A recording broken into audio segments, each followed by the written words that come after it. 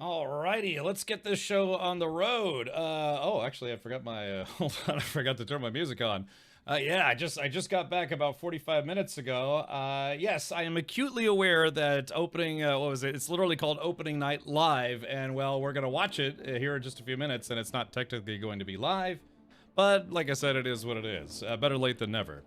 All right, so let's see. Yeah, again, if I had my druthers, I would have caught it live, but sadly, I was just too busy today. All right, so there is that. There is that. But yeah, so we are going to be watching Opening Night Live. If you literally just watched it, because I think it just ended about what, like an hour ago? It would have started at 2, so 3, 4. Yeah, it ended about literally just 40 minutes ago. So if you just missed it, well, you're coming in at a good time, because that's where I am. All right, hello Grim, hello Matt, welcome Zybok, and hello T-Jax. Avalanche Master, since the last time we spoke, how many crap cars have you bought? Yeah. Thank you, JR. Appreciate that. 3 plus 9 is 12, but 3 times 9 is 27. How strange is that? Rad Warper 7 Rad Wrecked. Chul, I have seen literally nothing. I was up at 7 a.m. this morning. I was out of the house by 7:28 a.m. and I just got home 40 minutes ago myself. So I got home literally as the event was ending. No, yeah, what time was it? It was like a little after 4, maybe an hour ago. But none yet, but we'll see what happens if I get my berries. Yeah, think about it this way, maybe you get the new job, you get the new gig, and then, well, you get a little extra. Hopefully you can negotiate a higher salary. Then you'd be like, oh, good, now even more of my paycheck I can focus on getting like a 1993 Geo Metro and putting a supercharger in it. So... Okay, I'm so surprised it's been delayed for so long, and now they have a release date. I need shaking to wake me up. Oh, okay, gotcha. Oh, hello, Ryan. Welcome. All right, Jay Grind, I'm not going to play any individual trailers because we are literally going to watch Opening Night Live front to back. It's about a 2.5-hour show. Oh, in fact, let me make sure I've got this queued up correctly.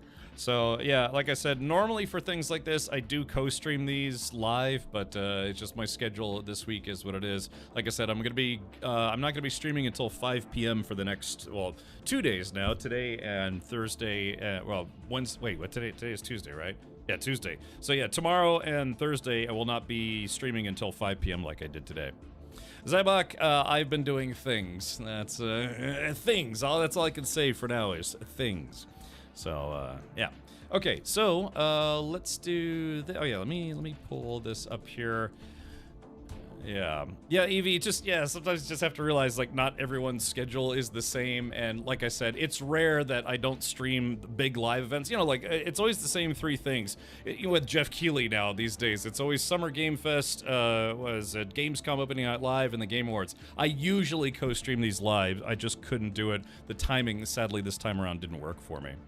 So it's like, yeah, it's like, God, it's like if they had just started a little bit later. You have to understand, though, for me, Germany, Cologne, where it's being held right now, is 6 hours ahead of me, 5 or 6 hours ahead of me. So it's like that's why they have to stream it at 1, 2 p.m. my time. But because there, it's already I guess that would make it like already 7 or 8 p.m. So I guess they couldn't go any later. Otherwise, it'd be a pretty late night show. But all right, let me get this queued up right now. Sorry, I had it queued up, but then I had to reboot my PC. All right, let's see here. Opening Night Live, yeah, full showcase. So let's see, we'll pull this up. Give me just a sec here. Let's see, we're gonna watch just catch a little bit of the pre-show. I think they had like 10, 15 minutes of pre-show. So let's see if I can pull that up now. Okay, yeah, like I said, I even last night, God, I was up late trying to.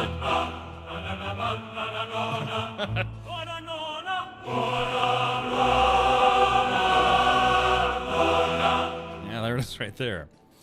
Okay, let's see. Avalanche Master says, who cares about Europe anyway? They should run on freedom time. Well, like I said, if I end up moving to Germany or staying in Germany anytime soon, then yeah, that would be tough for me. Because again, if I was going to keep my same stream schedule, just living in Germany temporarily, gosh, man, I'd have to start streaming at 10 p.m. at night, and I wouldn't stop until 4 a.m. I'd have to maybe like start streaming a little earlier in the day.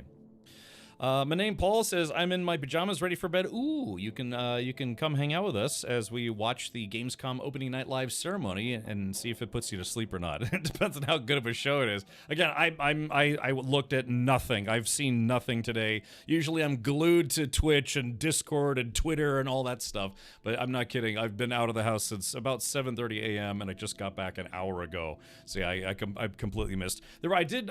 Even people were digging me. It's like, hey, did you see the thing? Did you see the thing on Gamescom? It's like, oh, look, I can't. I'm in a meeting right now. I can't chat. So, but yeah. So let's do this. I've got everything queued up here. Oh God, like I said, if I seem bleary-eyed, that's why. The things you do to make magic happen. Okay. All right. Let's see. I guess. Hold on. We'll give it a sec here. I got a pad for 2 minutes and 20 seconds because Twitch is about to play an ad break, even though I pretty much literally just went live. I guess that's what happens. So, let's see. This morning, I almost got by the server shutdown. Oh, wait. What happened in Dune? Oh, what happened there? Oh, okay, hold on. Let's see if I can pull this up here. Actually, too, it's like I said, I got a pad for the next 2 minutes here. I think I'll send a tweetly tweet. Yeah, like I said, it's rare that I don't co-stream it. Like, and that's the silly thing too, is I was literally, you know, an official co-streamer for this event. I was like, oh gosh, well, it's I guess a kind of an official, not co-streamer but co-replayer. It's just to make sure that I don't get like a channel strike or something for playing. If any of the trailers, some of them very likely have copyrighted music or what have you. But yeah, so like I said, I just couldn't work out the timing this time around, but it happens. Alright, so we'll click on that, we'll click on this. Alright guys, here at about 1 minute 20 seconds, Twitch is going to run a 3-minute ad break, and then we will get started with opening night live immediately after that. Your volume is a lot better. Like, I've changed nothing. I swear to God, I changed nothing on my end, so it's got to be a Twitch thing. Maybe Twitch was like, I don't know, maybe they lowered the volume of their player by mistake and then decided to raise it back up. Because usually what I do is I make sure Twitch's player is at full volume, right, 100%, and then I tweak my speakers on my end. So, yeah. Your volume is perfect for me all the time. If only ladies would say the same thing. Your volume is perfect for me all the time. Hey, Goonie, welcome back. All right, well, let's do this. Click on this, click on this. Also, probably a little ahead of schedule here, but what was I going to say? I don't know if I should mention this now. Maybe I can mention it later. So Friday, I'm going to be doing a sponsored stream for Eve Frontier. No longer Eve Online, but now their new game, Eve Frontier. And then actually, for 3 days next week, I'm actually doing some No Man's Sky streams, courtesy of Hello Games. I honestly don't know if they're bringing any new content or nothing or anything or something. I don't know, but yeah, that's a true story. So starting next week, we will be doing some half and half streams. We'll be streaming some No Man's Sky. If only they said that about your girth. I know, I got girth problems. And sadly, it's above the belt, not below. So, let's see. Don't forget, I haven't seen anything. For those of you just now tuning in, I've been out of the house since 7:30 a.m. this morning, and I just got back barely an hour ago, so I've seen, read, heard, and visualized nothing from today's announcements. That's why, here in approximately like 2 minutes, we're going to watch the entirety of Opening Night Live, and I'm looking forward to being surprised to see what's new and what's out there. And I have to be honest, like I said, I almost want to stop reading chat because I know it's going to be like 100 messages like, did you see this? Did you see this? Did you see this? Well, I'm going to here in just a minute. And, well, for those of you who missed Opening Night Live, I guess you get to see it as well. But, yeah, like I said, this is one of those rare times that I didn't actually co-stream the event while it was live. So, all right, well, without further ado, let's see if we can pull this up right meow. Okay. So yeah, this showcase is, including the pre-show, it's about 2.5 hours long, so after that we'll be playing some more Abiotic Factor. I didn't even have time to like update my title cards and all sorts of stuff, but let's go ahead and check this out. Let's see. Where's my, hold on, give me a second, I'm trying to figure out why is my audio linker not working? I just turned it on, so why is it not working? Give me a sec. Can you imagine, just having technical difficulties when you're just a streamer? You know, you got like 100 people tuned in. Can you imagine if you're like 500,000 people tuned in, starting to have audio issues? Which has happened in the past, but let's see. There it goes. Yeah, it was just oddly Stop. All right, here we go. Let's check this out right now. Ladies and gentlemen, boys and girls, welcome to an official co-stream of a replay of Gamescom Opening Night Live. For those of you who are not familiar with what Gamescom is, it's effectively the largest video game convention in the world now. It takes place in Cologne, Deutschland. For English speakers, that's Cologne, Germany. And yeah, we are going to co-stream the event right here, right meow. All right, let's do it. God, why? Sorry. I had everything queued up, but then my system was having problems. I had to reboot. There we go. Golly, that woke me up. I don't know about you guys. All right, yeah, this is 18 plus, so try not to, I don't know, fap in front of your kids or something. Let's do this. Hello and welcome to the Gamescom Opening Night Live 2025 pre-show. I'm Kyle Bossman. The main show, Opening Night Live. The one with Black Ops 7 and Resident Evil Requiem, hosted by Jeff Keighley. That's soon, but not yet. This is the waiting room. And the secret about the ONL pre-show is that it's good itself. We've got an absurd amount of trailers and reveals and premieres right here in the lead up. So let's not waste another microsecond. Here's a brand new game reveal. There we go. Yo, remember me? Your old pal Bubsy? From all those classic games you loved. Was it something I said? What could possibly go wrong? Forget about that. Let's talk about the new one. I got you, Cal. Bubsy 4D. Now this I like. How's it 4D? Where are we going next? Don't mind if I do. Zoink! They call me the Orange Blur. Do any of these outfits come with pants?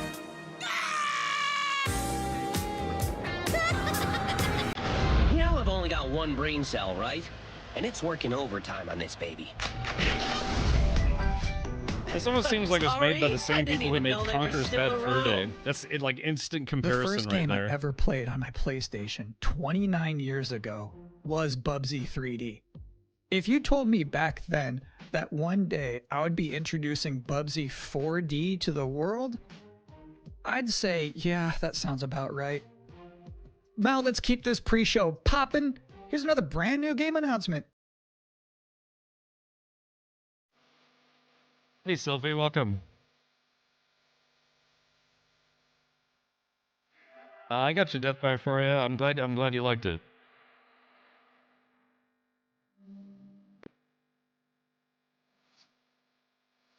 It's like Battlestar Galactica, the video game. Looks like it, yeah.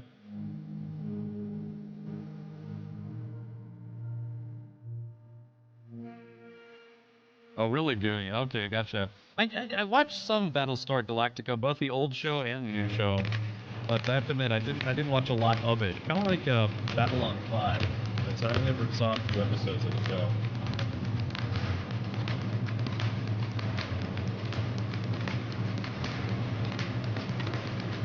Yeah, this looks like a mobile game to me.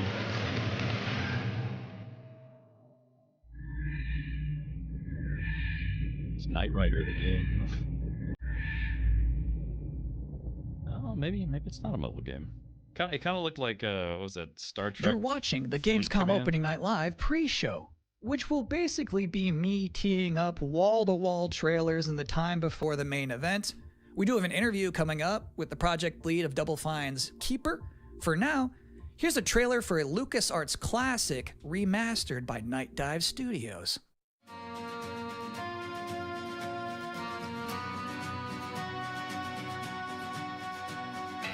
Dyke knives. Where are you, Marco? Thought it was gonna be a remake of Sunset Riders for a moment there. You afraid of dying, kid? Keep that feeling.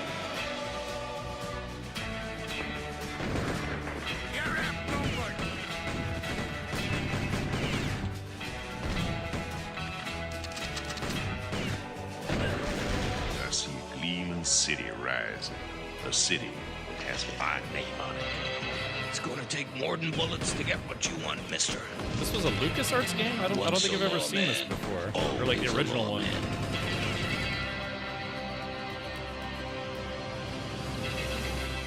Yeah, I gotta be honest. I've never seen this game before. If you thought maybe I was exaggerating a little bit when I said this pre-show is filled with exciting and really good trailers because it's my job, normally you'd be right. However, sometimes a trailer is actually just unmistakably exciting and really good, like this one. Nice segue. Oh, it's fun multiplayer? I've never heard of that game before.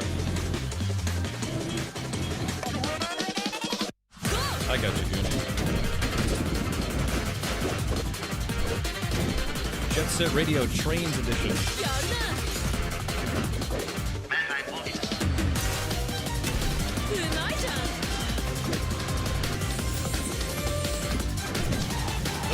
It's not exactly what it looks like. Yeah, it kind of looks like Jet Set Radio with like a subway train instead.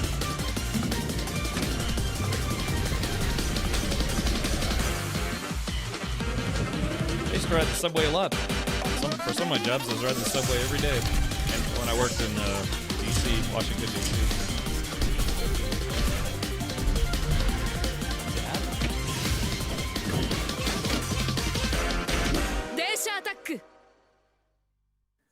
In this year's Xbox Showcase, Double Fine announced their first new game since Psychonauts 2. It's called Keeper.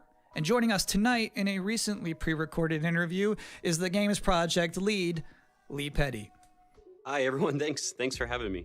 I'm so excited to have you here. So you showed a first look at gameplay of Keeper. The game itself is about the lighthouse, but also the bird as well, right? This duo.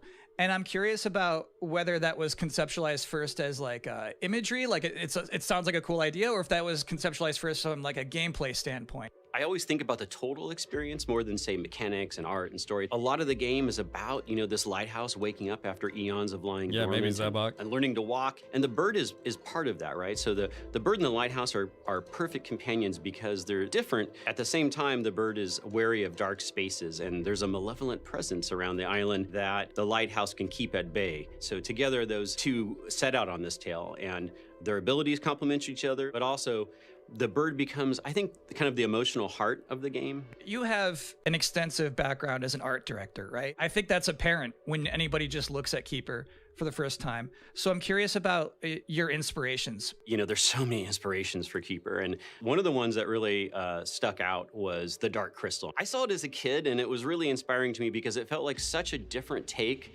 on a fantasy world that I hadn't seen before. And it was beautiful, but also a bit tragic. It was scary at times, but also really playful and fun. Do the bird and the lighthouse have names? Yeah, well, at least the bird does. And we call the bird Twig internally because she has a beak that is made of driftwood. But for now, the lighthouse is simply the lighthouse. It's just simply the lighthouse, yeah. Lee, thank you so much for joining us here in the pre-show. When will people be able to play Keeper? On October 17th this year, which is coming up really soon, and we can't wait for people to get in there and experience our strange, beautiful world for themselves. Thanks so much for joining us. Thank you. Well, that was a great interview. And if you thought this pre-show couldn't get any more masculine, buddy, watch this. At last, Castle Grayskull is mine. Not so fast, Skeletor. It's him, man. What's happening?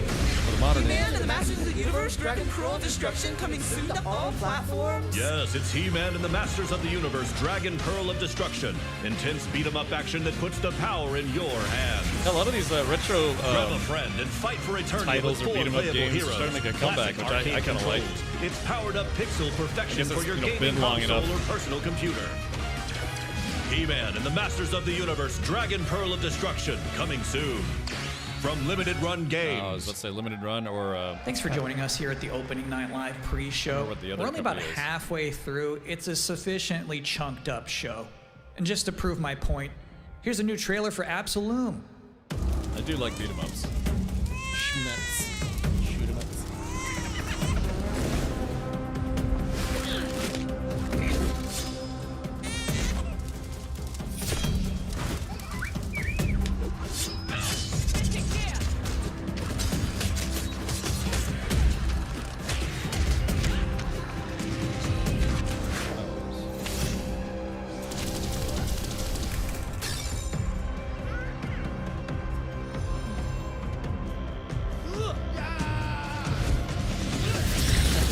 Nice, Harley.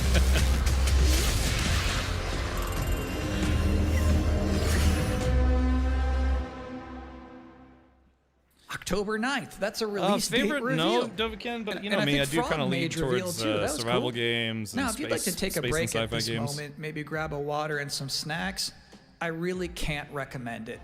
Here's a brand new look at Long Gone.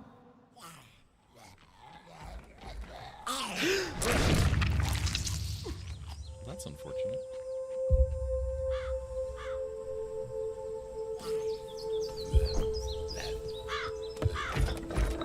What did they do? Weld these things on? I'm pretty sure I saw a preview of this previously. Maybe there was a game that was very similar to it.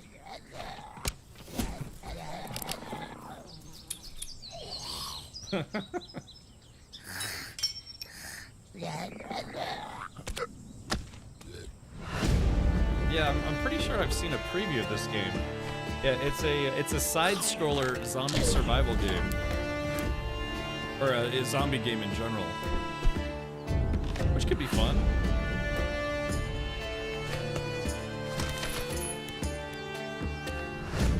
It's like if The Last of Us was a 2D game instead of a 3D game.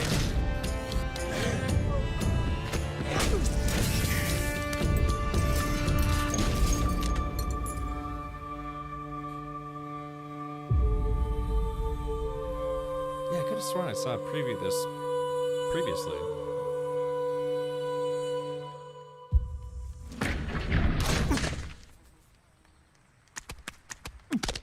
It's interesting. Sometimes, frankly, I'm impressed by the amount of nice worldwide reveals they book for this show. Here's another one.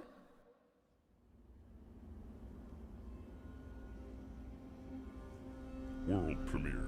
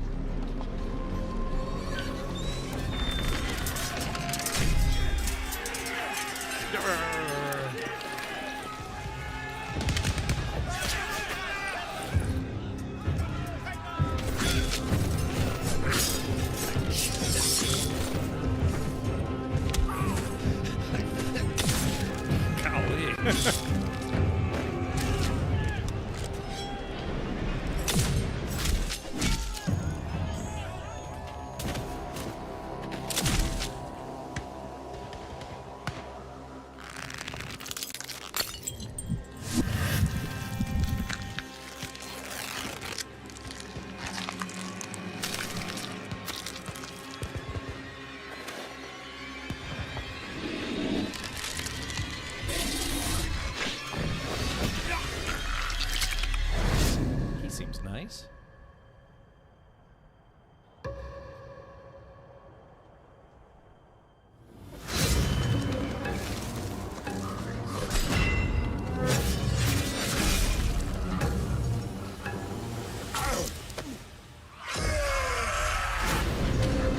That's what I call heartburn.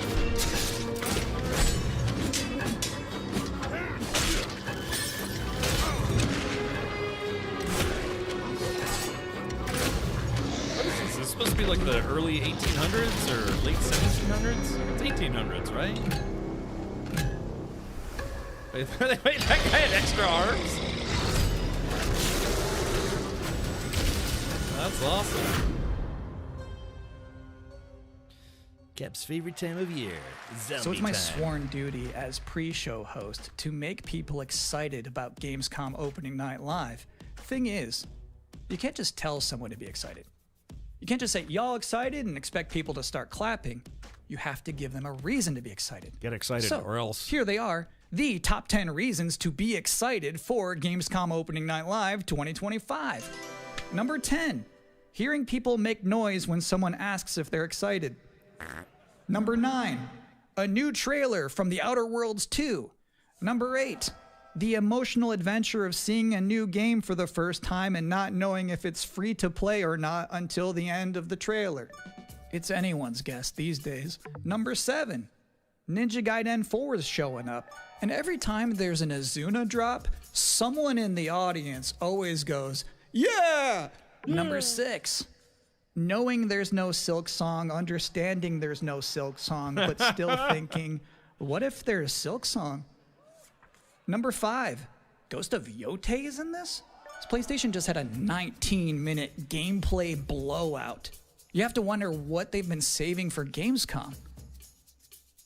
Is that Wolf gonna do something crazy? Character Number nudity. 4.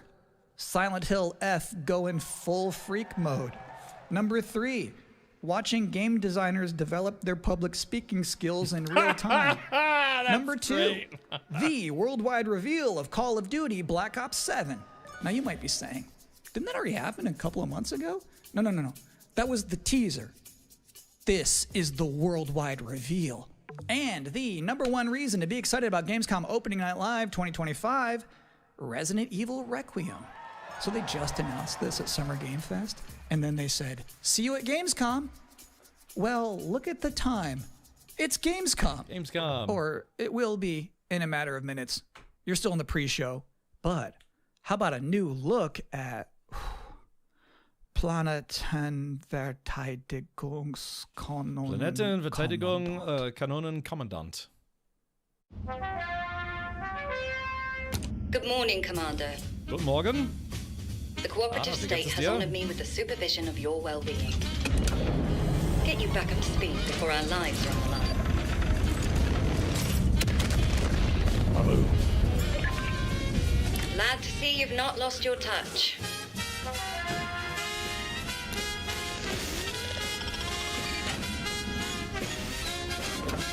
I wonder if I could play this game in German. Multiple separatist vessels approach. They wish to eliminate this facility. Destroy them before they do.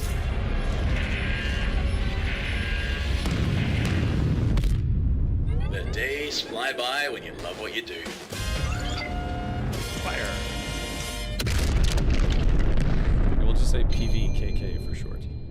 What's this game? It's where welcome again to the Gamescom Opening Night Live pre-show. If you're just joining us, there's still plenty of time to enjoy some bonus video game trailers before the big show begins.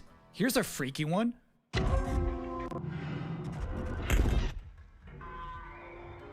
Hey, look, it's the Artemis program.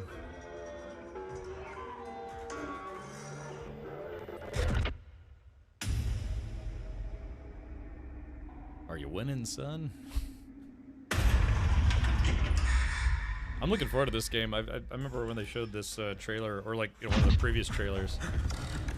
Yeah, this looks like it's gonna be spooky dooky.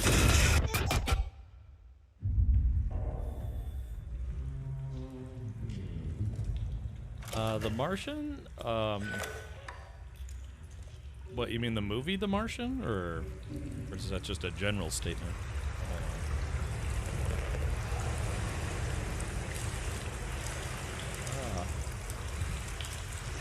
Es ist sehr nass.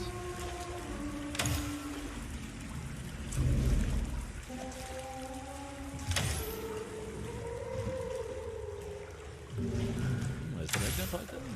No? Oh, just general. This right here reminds me of that scene in that movie Slugs, I think it was.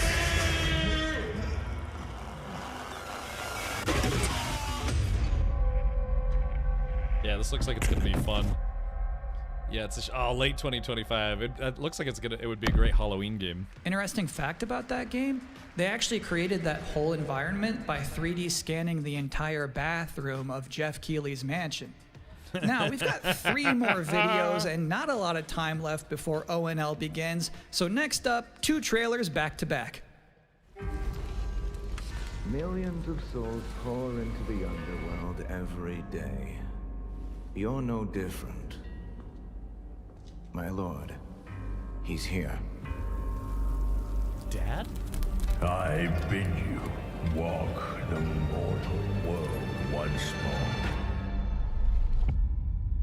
Shanghai. Fallen leaves return to their roots. You shall gather the souls that stray.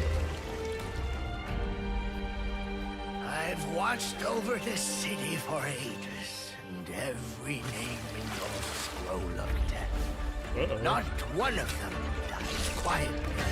You, a soulless. Whoa, what the hell? The guy has a severed head. And a severed head has another sword in its teeth. That's awesome. When the artifact can do what brute strength cannot.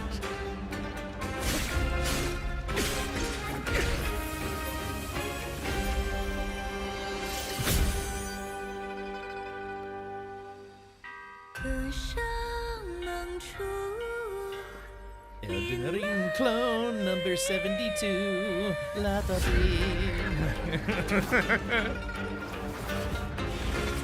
What? The soulless husk?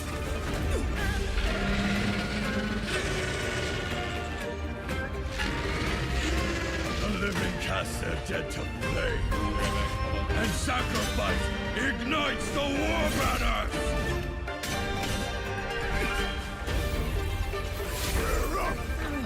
Here we go again.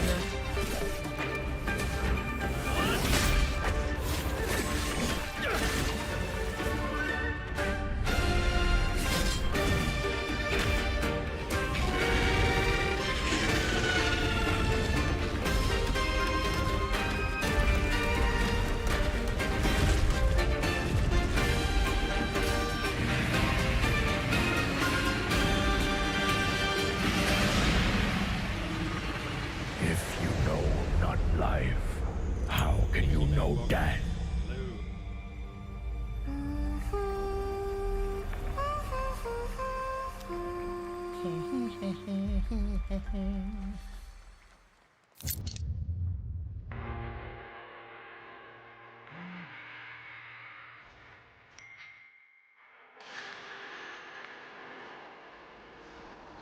Uh-oh. Might time to be the return of Chuck Richard.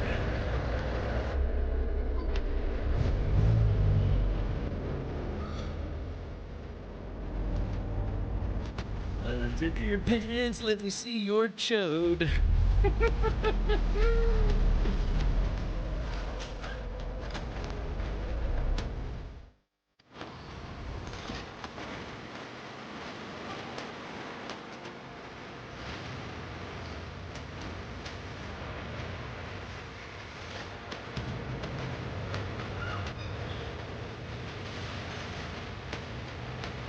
Gay for pay, yeah. Bad news, Deacon. The storm's almost on top of you. I got eyes on it. That's right, You get Dragonis, silted yeah. around, you know. Pineview won't hold out. XTC Logistics. They said you were coming. Take care now, you hear? Let's get it done.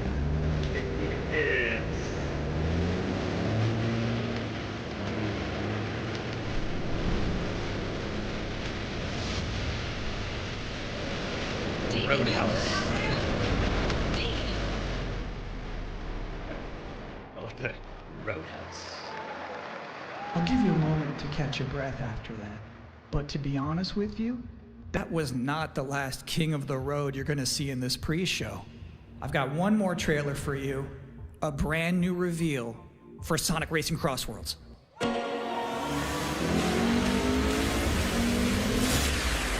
If the stream's too loud, just let me know.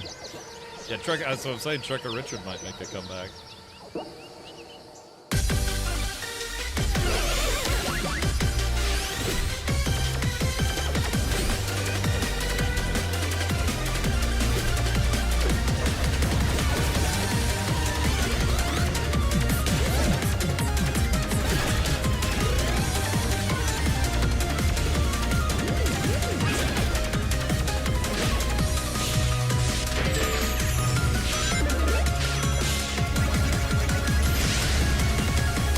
Wikipedia's gonna play this.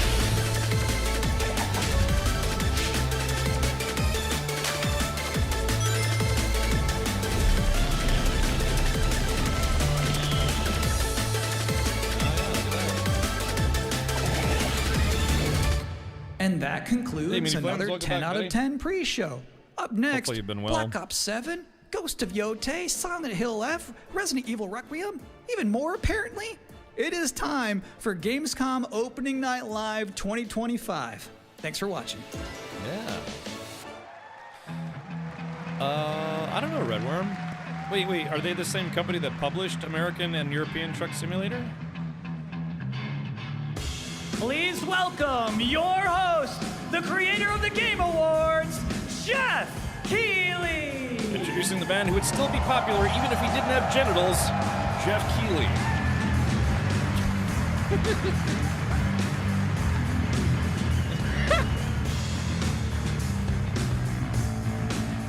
You guys ready?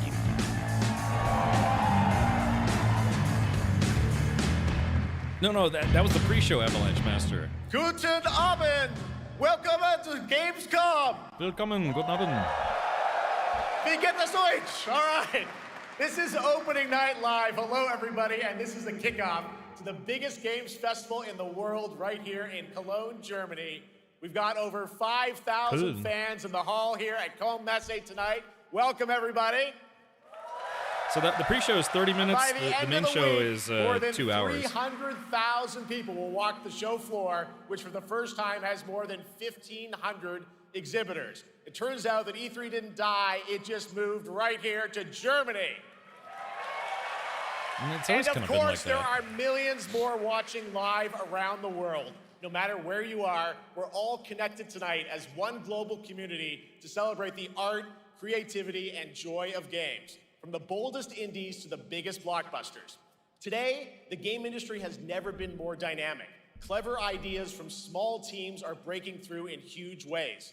This summer, Peak, a co-op climbing game created by Aggro Crab and Landfall Games, stormed the charts on Steam, and right now I can announce for the first time it has sold over 10 million copies to date. Congratulations to the team. I think it's on sale for $5 right now. And there's also other fun ones, like you guys have probably played Date Everything, a wild dating sim where you can romance a treadmill or a curtain. It's on Steam right now. Check it out. It's sold an estimated 500,000 copies. And all these successes prove something important. Small teams with big ideas can change the industry. And that brings us to one game made by a handful of developers in Australia. For 6 years, Team Cherry has been crafting Hollow Knight Silksong. It is highly anticipated and Steam's most wish-listed game. I didn't play that one, tonight, so I can finally definitively tell you that Silksong is 100% actually launching this year. And behind me, you're seeing some brand new Silksong gameplay, the first extended look since the last trailer in 2022. And starting tomorrow, you guys here at Gamescom can play a demo at the Nintendo and Xbox booths. There you go. Silksong is real.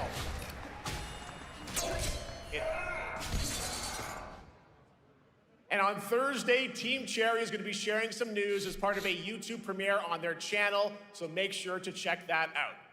Tonight, we'll give you a first look at this holiday's biggest games, like Call of Duty Black Ops 7 and Ghost of Yotei, plus major news on Prime Video's Fallout Season 2 arriving in December. And later, we'll have a special performance of the music of Claire Obscure Expedition 33, one of this year's most celebrated games developed right here in Europe. Plus, I don't think a brand Redworm. new look at Resident Evil Requiem from Capcom, and the world premiere of the opening cinematic from World of Warcraft Midnight from Blizzard. Now, as always, ONL is also about surprises, and we do have multiple brand new AAA game announcements and reveals over the next 2 hours, so stick around right until the end. This is our biggest opening night live we've ever done. So let's not waste another second. It all begins with this. Right, meow. And out come the cell phones. Mobile phones. It brings me such satisfaction to see you here. A witness to my work. Looks like I picked a good day to wear red. Well, no.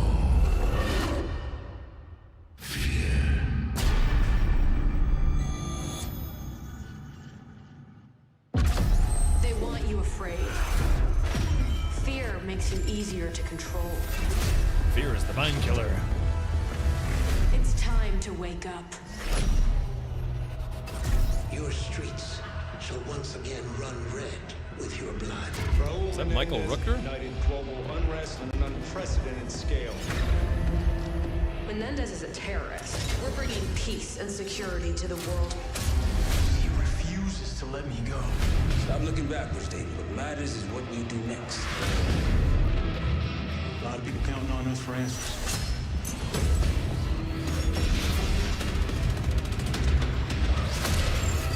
Call of Duty. I do like the campaigns for these games. Spectre 1, report. Need a sit rep.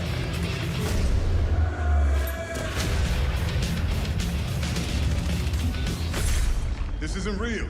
The hell it ain't!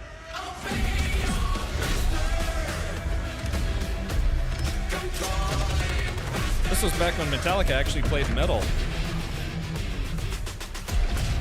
It's a weird remix, though.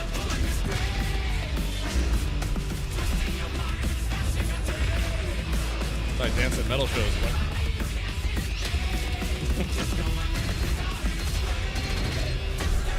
That's a good question. Why haven't we gotten a Call of Duty movie yet? Oh, hey, Alster. Gatto's Spooky. Thank you for tuning over on YouTube. Pull it together, man! So eager to leave, David. Killing the man is a hell of a lot easier than killing the idea. You were never cut out to be a Mason. Right, so like that's why I like playing the Call of Duty campaigns. No more games. More This than ends the now. PvP modes, because it's, I don't know, it's like you're playing a movie. Get the Reznov Challenge Pack when you pre-order now. Black Oops 7.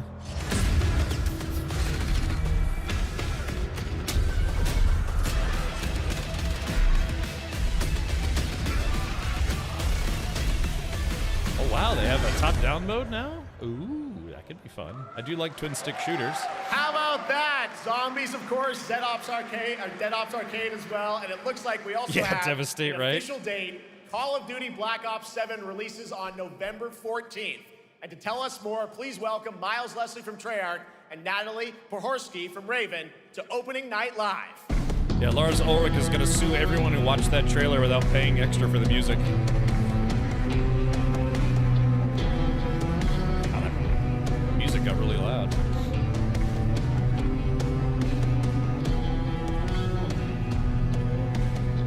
Hello, guys. Congratulations on the reveal. Welcome, Miles and Natalie to Opening Night Live. Thanks for having us. We're very excited to finally talk about this game. Yeah, excited. Let's get into it. All right, well, that trailer was obviously intense. Black Ops is back. Twisted world of Black Ops as always, and it looks like you're definitely pushing the envelope again. Absolutely, Jeff. It's been a long road, and we're thrilled to finally be sharing what we've been building. Black Ops 7's got a bold vision of the future. We're diving into 2035, and it's a future that feels real, just out of reach, but it's twisted in only the ways Black Ops could. And, you know, you come to expect what you got there. It's a world of fear. The shadows are gone. Nothing is what it seems. Yeah, 2035 setting. So the question is, you know, we're wondering, how does Menendez, how does this all fit into the Black Ops timeline? Yeah, so we're pulling threads from Black Ops 2 and Black Ops 6, but don't worry, don't get it twisted. This is a beast of its own, Black Ops 7. We're stepping into a world spiraling from the return of Raul Menendez and the consequences of the past. All right, well, Not the I'm curious who the past. protagonist is, so you can tell us who's stepping into the light in this game. Yeah, David Mason returns, but he is not the same. He's carrying deep scars. Some you can see, some you can't. And he's got a new team with him, and every mission, every move is a test. Oh, really, Matt? Now, Interesting. stories stand apart, yeah. We're also introducing the Guild. Yes. Important to mention, a global tech force that claims to be humanity's last line of defense against this mysterious threat. And My their sister's name is CEO, Emma Natalie. Kagan, is a visionary leader with a clear mission. But how she chooses to confront this crisis is often at odds with David and his team. So it's not a battle of good versus evil, it's a clash of philosophies. What kind of future are we building, and who gets to decide? All right, She so likes- some deep thoughts there. So She sounds yeah, like tell she us has about how one does too the many story drinks at stand company apart this time? parties.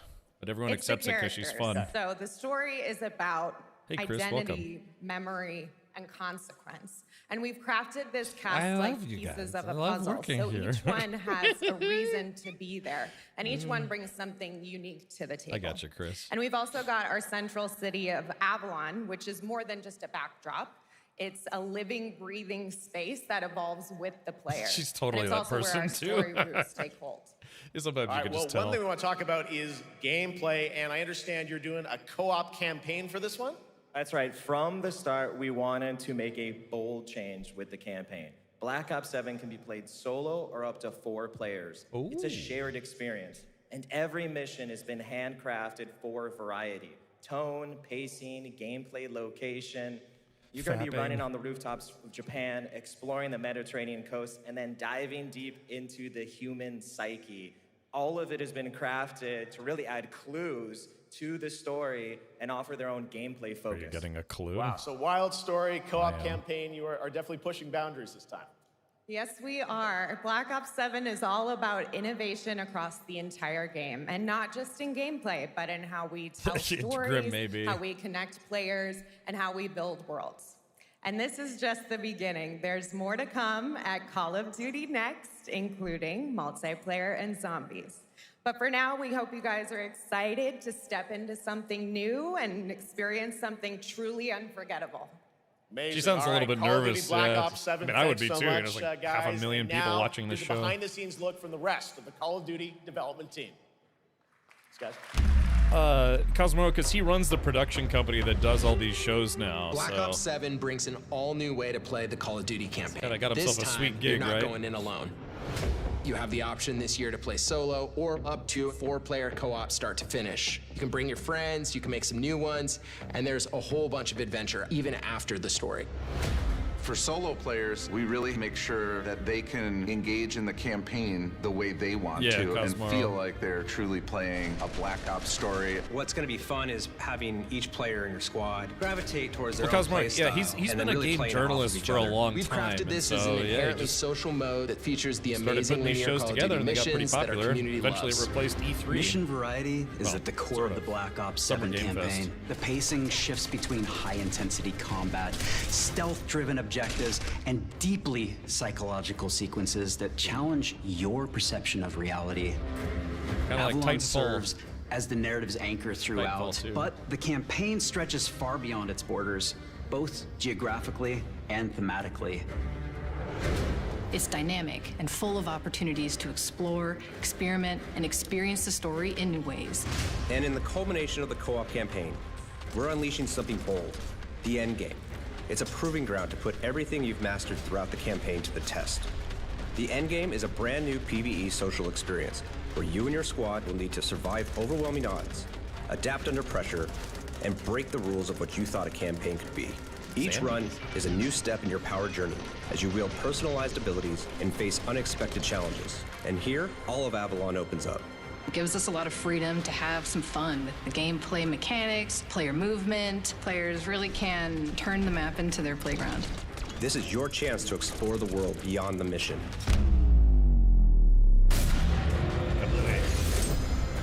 That's just a quick look at what's to come with the campaign. Every mode of this game is built with the intention to deliver the best possible experience to our players. So whether you're a Call of Duty veteran or new blood, Cosmo, I think they there's have something for you had in like Black Ops 7. supporting hosts. So yeah, sometimes they do. Yeah, Dovikin, we would probably All right, have a for much more Titanfall 3 on Call if of Duty EA Black hadn't Ops bought 7, make sure to Respawn watch Entertainment. the full-length Black Ops 7 Direct and tune into Call of Duty Next on September 30th. Still to come, we'll have news on Fallout Season 2 and the announcement of a brand new game from adventure game legend Ron Gilbert. I grew up playing his games, and I can't wait to show you his next unexpected creation a little bit later. All right, who's ready for our first brand new game announcement of the night? Let's do it. I figured you'd feel that way. Well, to do the honors, please welcome back to ONL, one of the most respected and recognizable hosts in esports. She's my co-host, Shox.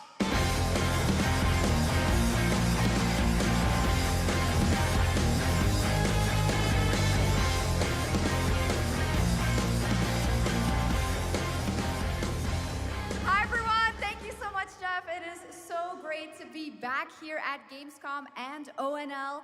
I just had so much fun last year that I had to run it back. And let me just say, we have an unbelievable show for you tonight. And now, without further ado, it's time for our first new game announcement at ONL. Please enjoy. Alrighty, here we go. Our gods have forsaken us. Uh-oh, that's a shame. For fear of the coming darkness consumes all but you, lamp bearer. Something stirs within you. Something ancient, powerful, hungry. So I ask you, will you harness this darkness within and deliver unto our so-called lords retribution? Wait, I thought we saw a trailer for this game previously. Yeah, the guy like has this lamp that does like lamp things or whatever. It's a similar game. Yeah, I thought maybe it's just a different trailer. But should you fall, yeah, and then he like falls all the way down. Falls with you.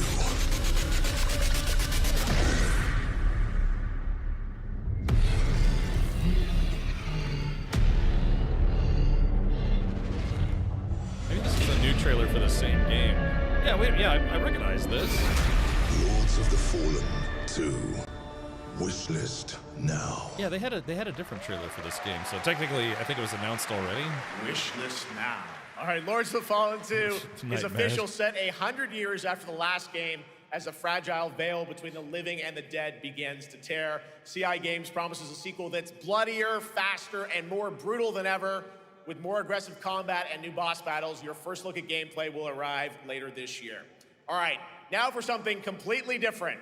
This next game won Game of the Year at the Game Awards and comes from one of the most celebrated studios on the planet. Next year, it's making the leap to become a major anime. And tonight, we're breaking the news with your exclusive first look. John Lamp. Oh yeah, maybe it was the first one. Because I could have sworn I recognized that character. Sashina.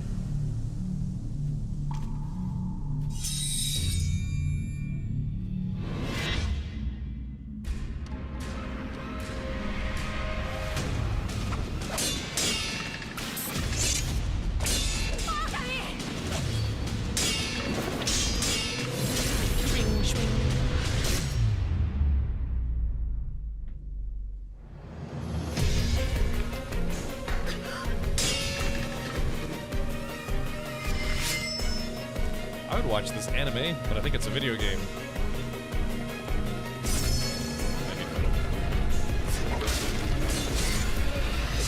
Wait, unless it's not a video game.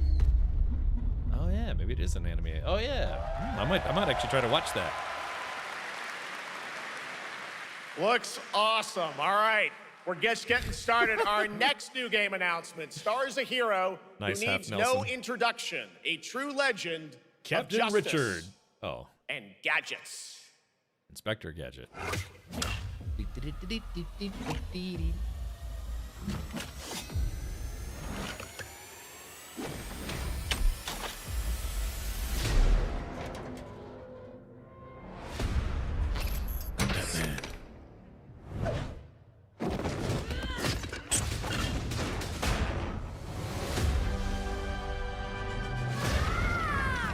I need to become more than a man. I need to become a symbol. But what did you have in mind?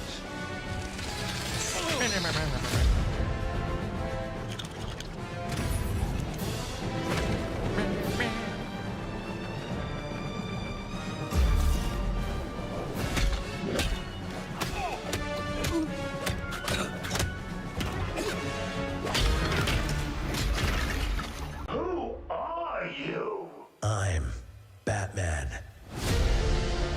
Wait, I don't think that's Will Arnett or whatever his name is. Why so serious? You want to get nuts? Let's get nuts. I'm allergic to nuts. You should have used a better voice for Batman. Who's the man behind the mask?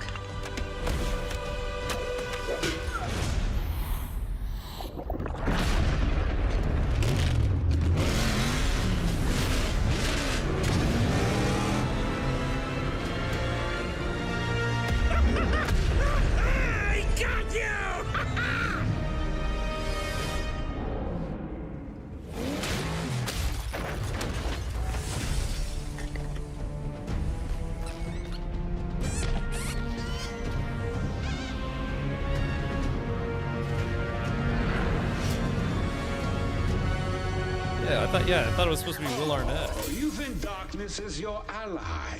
You merely adopted the dark. I was born in it, molded by... Ah! Who put that there? Fapped in I it. could have really hurt myself.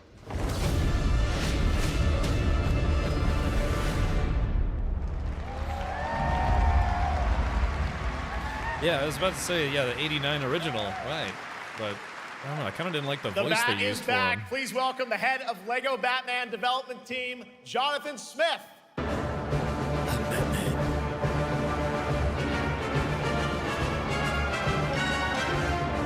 Practically like jogging out there. Jonathan, welcome to ONL. All right, so after the huge success with LEGO Star Wars, you guys are returning to LEGO Batman? We are so thrilled to reveal this game tonight for the first time to you all and to the world. Yep. And that's not all. At Gamescom, you will be able to play LEGO Batman Legacy of the Dark Knight. Wow. When you wait in line for 4 hours to play Pretty 15 amazing. minutes. All right, well, there will be Welcome a demo on the Gamescom. show floor for everyone. Now, let's break down that trailer because we see so many fan favorite references, to films and things like that. So what is the story of this game? This is the definitive, essential Batman story. We take you on Bruce Wayne's epic journey from origin to legend. You'll train with the League of Shadows. You'll fight crime on the streets of Gotham. And as the years go by, you'll establish your ultimate legacy as the Dark Knight. We've incorporated iconic moments and deep-cut references from decades of Batman movies, TV shows, comics, and games, all brought together and brought to life in our unique LEGO world. Well, we could not wait for it. Let's also talk about the combat, because we've got some real gameplay here of the combat, and I gotta say, feels like you're really amping things up here this time. Oh, the team has created a really rich, deep combat system that's authentic to Batman's unique style. So, surrounded by enemies, you'll pull off powerful attacks, counters, and takedowns. You'll use cool gadgets like batarangs to stun enemies and the Batclaw to reel them in. For the first time, we've added difficulty levels, Caped Crusader and Dark Knight mode for those who want an extra challenge. And you'll build a new Bat family of allies as you're joined by playable partner characters like Jim Gordon, Catwoman, Robin, Batgirl, each with their own gear, which you'll need as you take on a rogues gallery of villains from Joker, Penguin, and many more, including the mighty Bane, as you saw in the trailer, voiced by the incredible Matt Berry. Oh my God, I cannot wait to see what you're packing into this game. It also looks like you have a bit of is it an open world Gotham? Is that fair to say this? Sure, that's right. Gotham is a playground, a LEGO playground where you're free to explore. You can grapple from rooftop to rooftop, glide over the streets, or cruise around in your choice of Batmobile. This game has it all. I think you've sold me on it. All right, John. I'm pretty hyped about it. It will be here playable, as we mentioned, for all you here in Germany. You can play LEGO Batman Legacy of the Dark Knight for the first time starting tomorrow on the Gamescom show floor. Thank you so much, Jonathan. Awesome. All right, now over to Shots with our next new game announcement exclusively on ONL. Thank you so much, Jeff. indeed. I find myself here in the audience. There we go. I find myself here in the audience. Thank you so much, Jeff. And some of the best fans at ONL. So is everybody having fun? I love it. Well, we're just getting started. Still to come, we have an amazing musical performance from Claire Obscure Expedition 33. I can hardly wait. And also a new look at Resident Evil Requiem, as well as a bunch of other surprises. I know what you guys are excited for. I can hear it. But now it's time for a new game announcement. A long-awaited sequel that fans have been eager to see for nearly a decade. Ooh. We have fought the enemies of humanity here we go. across 1,000 worlds. What is this? No respite, no remorse, no mercy. Please don't be a mobile game. Please don't be a mobile game. Please don't be a mobile game. The Emperor, his angels of death. But the Imperium lies broken, its armies scattered and reeling. Our foes rise to drag us down, and the galaxy has been torn asunder. On the world of Kronos, we make our stand. We are the Blood Ravens. There is no victory. That means Dawn of War. Only vengeance to enact.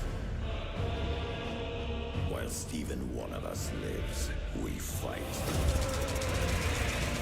For only in death does duty end. Does duty end. Oh, wow. Finally getting a Dawn of War 4. Nice.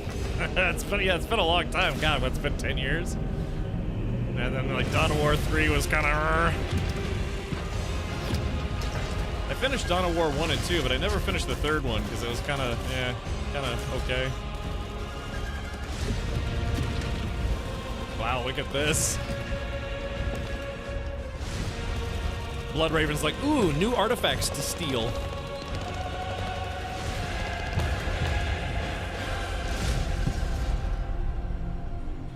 That's certainly going on the wish list. Awesome.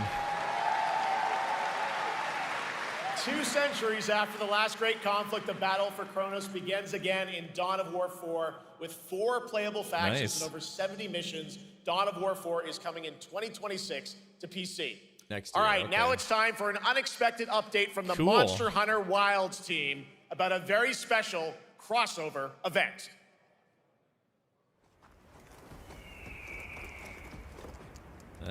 Finally, yeah. Dawn of War 4. Didn't see that coming.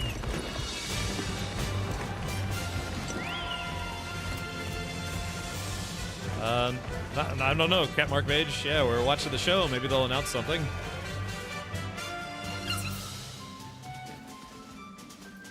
It's a rideable chicken. Monster Hunter Wilds. This is a brief announcement.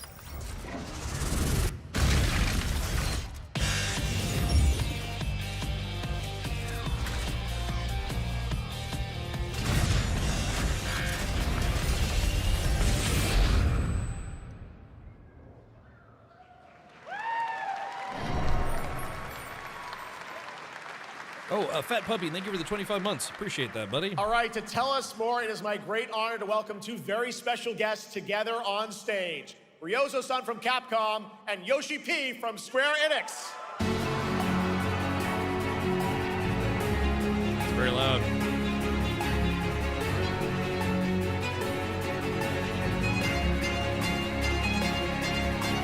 Why so loud? Ladies and gentlemen, Yoshi's penis. And Mana will translate for us. Well, guys, it's great to have you both together here at Gamescom. Ryozo-san, what can you tell us about this collaboration? I am wearing MC Hammer pants. No. ドイツの皆さん、配信をご覧の皆さん、こんにちは。今日ですね、このファイナルファンタジー14との特別なコラボレーションを発表できたことを本当に嬉しく思ってます。Thank you, Jeff. Good evening to everyone at Gamescom and all the friends watching online. Today, we're very excited to announce a special collaboration with Final Fantasy XIV. Apparently the hype train's excited for this collaboration. モンスターハンターワールドの時にもコラボさせてもらったんですけど、その時もですね、吉田さんとまたちょっと機会あったらどっかでやれたらいいですねみたいな話をしてたんですけど、今回それが実現しました。今日お見せした、映像はですね、まだ一部でして、詳細は、来月皆様にお伝えできると思いますので、そちらの方を注目していただけたらと思います。あとですね、今回もですね、吉田さんと、スクエアエニックスのスタッフの皆さん、本当に全面協力していただいたことをですね、感謝してます。吉田さん、ありがとうございます。Everyone get all that? はい。で、ここからですね、ぜひ吉田さんにバトンタッチして感想をいただけたらと思っております。After our collaboration in Monster Hunter World, I remember talking to Yoshida-san and discussing how much we wanted to do it again, and now we're very thrilled to make it happen. What we showed you is just a little glimpse of what's to come, so please look out for more information that's coming next month.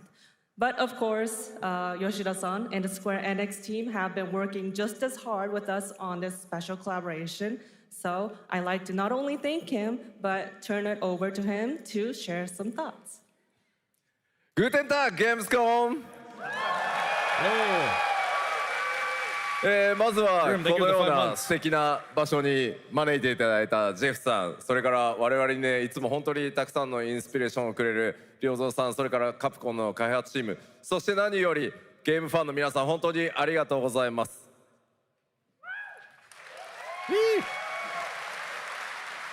Guten Tag, Gamescom.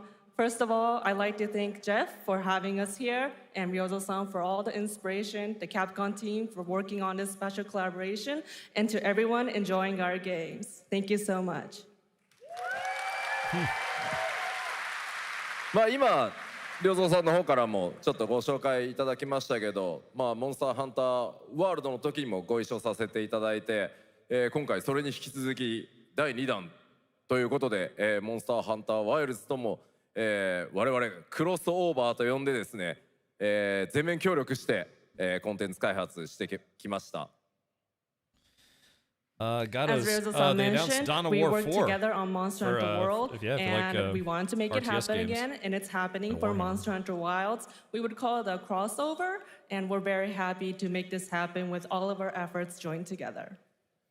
もちろんクロスオーバーですので、ファイナルファンタジー14側にも、スペシャルなバトルコンテンツご用意しております。今日は先ほどねティーザートレーラーとして、モンスターハンターワイルズ側の映像を見ていただきましたが、我々もちょっとだけ映像をご用意してきました。I know, guys. Yeah, they announced Dawn of War 4. Collaboration. Not only Monster Hunter Wilds, but Final Fantasy XIV would also be having a special collaboration content inside it. Outside of the trailer we just saw, Final Fantasy XIV has also prepared a short trailer to show you what you can get. Wow, all right. Well, thank you so much. Wait, we're still talking about video games? Here's the trailer. Maybe don't watch that trailer, you know?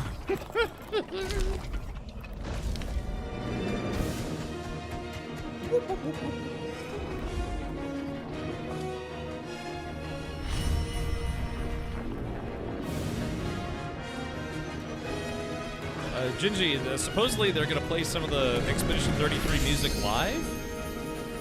Yeah, Gatos, really? Yeah, I mean, really, yeah. You feel like that spooky? Did someone say boobies? Yeah, monster boobies. Yeah, monster boobies Hunter 4. Yeah.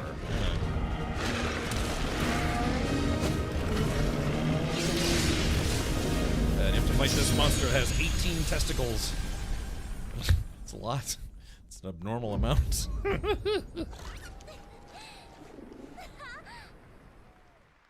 Peculiar monsters in this game. Just like dragging them around. It's obviously the weak spot. And it's like, ah! Stop that. Something brought us back to this place. Something that knows us. Knows the rules. You know the rules, but and what so if this do wasn't I. The place, after all, look around you. They can see you. When there's dangers to love. Do you believe this is real? This isn't a game. It's a test. But do you ever ask yourself, what are we here for?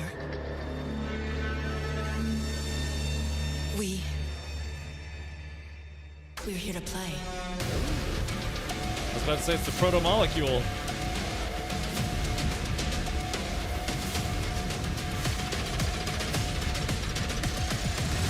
Are you ready to play? Welcome to the world's biggest gaming playground, Game On. 500,000 people, 1,500 exhibitors, endless games to explore right here in Cologne. Discover rising stars at Gamescom awesome indies. Step into the cosplay universe, on-site or online. Watch, join, become the hero. Experience live shows, esports battles, and creator events in the Gamescom event arena. Not in Cologne? Go to Gamescom.global. Stream the highlights on Gamescom Now. Vote in the Or Gamescom watch it on this Award. channel. Or dive into our Gamescom studio on Twitch and YouTube. And of course, we're here to play. Join the fun in our community RPG, Gamescom Epics. Loot awaits. We care. Gamescom runs on 100% renewable energy and puts accessibility first. The whole city joins in at the Gamescom City Festival. It doesn't stop there. The whole world comes together, not only here in Cologne, but also at Gamescom Latam, Gamescom Asia, and beyond. Welcome to Cologne. Welcome to Gamescom. I have been to All Gamescom over the once. It was world. pretty awesome. And now, keep on watching Gamescom Opening Night Live. Yeah. It's big. It's a really big event. I was surprised when I got I'm there. ready to game, all right. And that was only a glimpse of what is to come here at Gamescom, the biggest playground in the world, and what it has in store for you. We're here to play, and the fun is just getting started. So, Cool. Jeff, what's next? Is it anything good? I think it's Relay going my to be a odds. video game, I can tell you that much. Last year at the Game Awards, we had the honor of announcing the long-awaited return of one of Capcom's most iconic action series, Onimusha. And tonight, we take the next step on that journey. Here's a brand new look at Onimusha, Way of the Sword, coming in 2026. Way of the Captain. Got loot. I got some loot. Not a lot of loot, but some.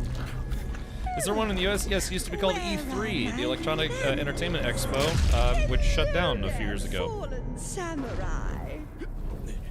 I think Jeff Keighley's like 6'2" or something. He's actually kind of a tall guy, I was think. right under the city. Yeah. E3 and Gamescom were kind of the two big ones, really big ones, but E3 is no more. What fearsome power! Be careful! Righteous! And after everything you and your awful kind put him through, too. Were you feeling left out? Here, let me show you something to cheer you up.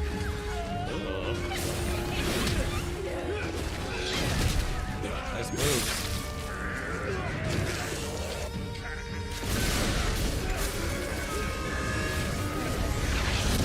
New is controlling this lightning. I want this guy to have like an enchanted machine gun, you know, just like shoots like ghosts out of it. I don't have time for these stupid games. E3 wasn't just games, it's hardware. Yeah, Gamescom is the same way. It's basically a really big video game convention. So mostly games, hardware, computer peripherals, all sorts of stuff. Chris, I'm not much of a Monster Hunter guy. I do apologize in advance. Automated industry complex. I don't see will be myself the streaming link, that one. connecting and uniting every fragment of this shattered world. This is the driving force that will keep us going. Continuous improvement is essential for keeping pace with advancements in technology. Because everyone loves cat girls. Whee! Enfield. They don't simply talk about She had an ankle monitor. She's apparently like a convicted felon or something. Our Did you guys notice that? She had an ankle monitor. Is ready for the mission. Oh yeah, ankle monitor simulator 2026. As iPhone says, I spell a gacha game. Pretty much any game that comes out of Japan, you have to expect there might be gacha components in it. Yeah, yeah, exactly. Gatos hits the nail on the head. It's satisfactory with anime girls. So it's like, oh, okay, sign me up. You know? Yeah, it's Factorio with cat girls. It's like, oh, new genre. You see what I mean?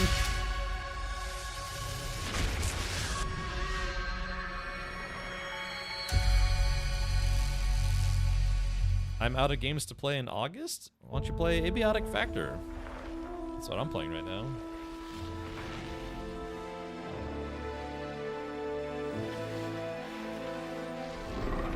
Wait, but there was, I think, Oroka, there was already a game kind of like that. Yeah, where it's like, there was factory automation, but it would also like literally destroy the world. What, man, what game was that? Oh, I can't remember.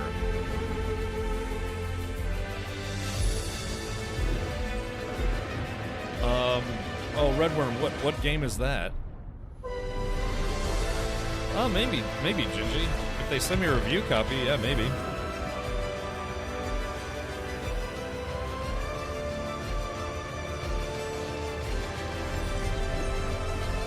Yeah, the mixing in the show is all over the place.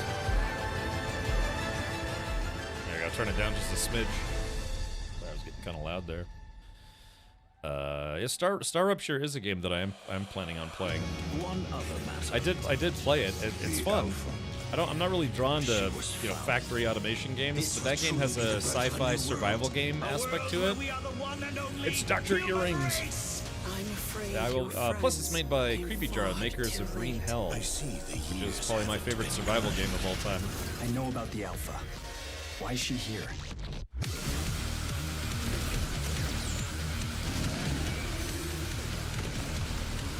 Was there ever a Neon Genesis video game?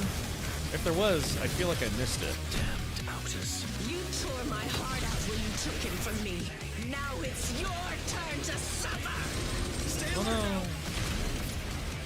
Hand over the Alpha and let us end this war. Armored Core 17? Oh, Mother. Thank you.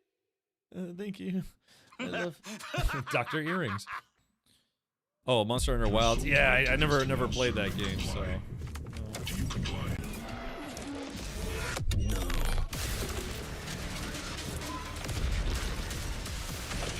Was the first game of this any good? I'm sorry, there've been a lot of games. The first game of which game? Oh, okay, the brewery. I gotcha. A way out is here. I can feel it. Oh, I'm sorry. There's you guys having fun so far? Demos. We got a lot of shows still coming your way. All right, now it is time to head back into the wasteland. We're talking about the TGA award-winning Fallout series based on Bethesda's legendary RPG franchise. Season 1 earned universal praise for its tone, storytelling, and original characters, not to mention how faithfully it brought Bethesda's game world to life. Well, later this year, the series returns to Prime Video for Season 2. To tell us more, please welcome to ONL some very special guests. Series executive producer Jonathan Nolan, executive producer Geneva Robertson-Dorrit, and stars Ella Purnell and Aaron Moten.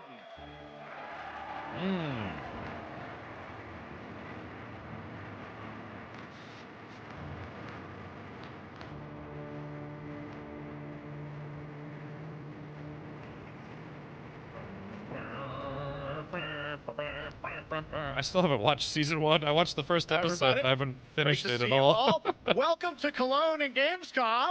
Really? 22, huh? Jonah, we've got 5,000 Fallout fans here in the hall tonight, millions more watching online, and we can't wait to hear about the new season. Yeah, we're very excited. We literally just wrapped, jumped on a plane, and came out to see you guys. Gamescom is actually really kind of where it started for us, the journey on this show. It was 2 years ago. We asked Todd Howard to come here and show the very first footage that anyone had seen anywhere of the first season. We didn't come because we figured if the reception was negative, we'd just blame it on Todd. As most people do. So we're yeah. back. And given that history, it's that much more disappointing that we didn't bring any footage to show you guys. Well, let's talk a bit about season 2. As we see behind us, it looks like we're headed to New Vegas, right, Janelle? Yes, Lucy and the Ghoul ended last season dealing with a lot of family troubles. Spoilers! So we thought it would only be right to send them to the most family-friendly town in the Wasteland to go deal with their shit. And along the way, we're really excited to take them all to some of our favorite locations from the game. Oh my God! I really got to Such watch a the first classic season. Game, and we're very excited to see what you have in store for us for season 2. Ella, it's great to see you again. Thanks for coming up to Cologne. Hello. Last time we saw you was at Game Awards when Fallout won Best Adaptation. You were up against yourself in Arcane, and you won for Fallout. Congratulations. We want to talk about Lucy's journey in season 2. You know, how do you think her exposure to the Wasteland is going to sort of affect her Vulture sensibilities this time? Yes, the question is, what is she gonna do when she finds her dad? Is she gonna bring him back to her vault and give him justice, or is she gonna give him Wasteland justice, which is the Ghoul's justice? I think a central question of the season is whether Lucy will transform. She looks like the she took Ghoul, a or whether marker the and was Ghoul just will like transform doodling all over Lucy, herself, you and know? how much they will influence each other. Okay, I like it. Aaron, let's talk a bit about Maximus. He went through quite an evolution last season. Now that Lucy and Ghoul are kind of heading to New Vegas, tell us about Maximus. How does he get deeper into the Brotherhood of Steel this season? So deep. Yes. So Tell deep, us more. Jeff. Yeah, when we first met Maximus, all he wanted was to be a knight. And now, in very Fallout fashion, it's a little bit of a careful what you wish for moment. So here he is now with this newfound status, trying to make the world a better place in extremely, or I guess deeply, flawed society. Yes. Yeah. All right, well, we cannot wait to see what you guys have in store for season 2. Let's talk a bit about Ghoul. Can we expect more sort of Cooper Howard flashbacks as well in season 2? Yes, absolutely. Cooper Howard and the Ghoul, played by the amazing Walton Goggins, definitely coming back. We have so much more to do. Obviously, we ended the last season with Cooper Howard dealing with, I think, a very common marriage problem. What do you do when you find out your spouse is planning nuclear war? And so he's going to figure that out. And as he does, he's going to uncover a greater conspiracy with huge implications for the Wasteland. All right, well, we'll look forward to seeing how that unravels. Now, season 1, of course, was known for amazing original characters that you guys built in the Fallout world. We thought that was so cool. But now that you're diving a little more directly into New Vegas, I think the fans here want to know, are we going to see any more direct ties to the video game and characters, locations in this season? Well, we're super proud of the original story that Geneva and Graham are telling. But there was one character in particular from New Vegas that I was really excited at the possibility of seeing a little bit more from. Captain Richard. Writers, we're no good at describing this stuff. Maybe we should, pictures worth 1,000 words? Oh. I think so. Okay. Maybe All spooky, right. Well, it yeah, sounds maybe that's like why then, Walton didn't make it. we might get to hear a little bit more Seal of season 2. Is that possible tonight? Well, I don't know, Jeff. I heard you like world premieres. We like those, right, guys? Right, Gamescom? I heard you like Mudkips. All right, Gamescom. Here's the world premiere of our teaser trailer for season 2 of Fallout, streaming this December on Fallout Prime Video all over the world. Amazing. All right, let's check it out. Thanks so much, guys. Here we go.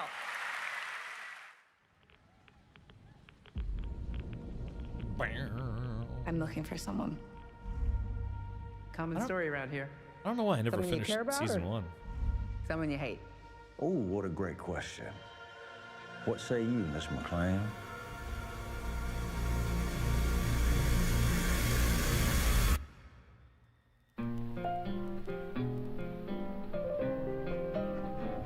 Why would my dad go to Las Vegas? Oh. Hey, Sam, welcome. You want to know why the world ended? It started here with one man. It's all over, but the crowd. It's like the stratosphere. Cooper Howard, Star of the silver screen? Like yourself, I am the very best at what I do. And what I do is I know everything.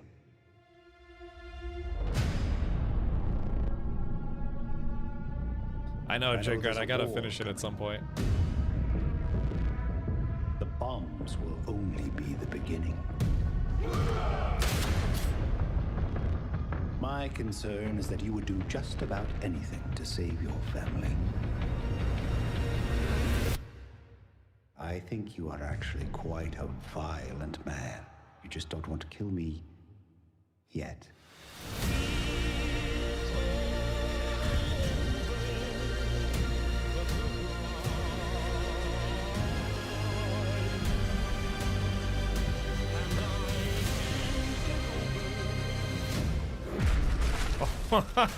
Awesome.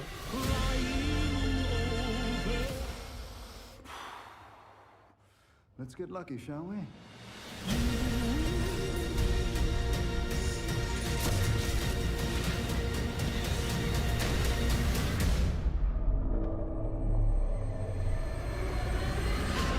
Got deer hunting around.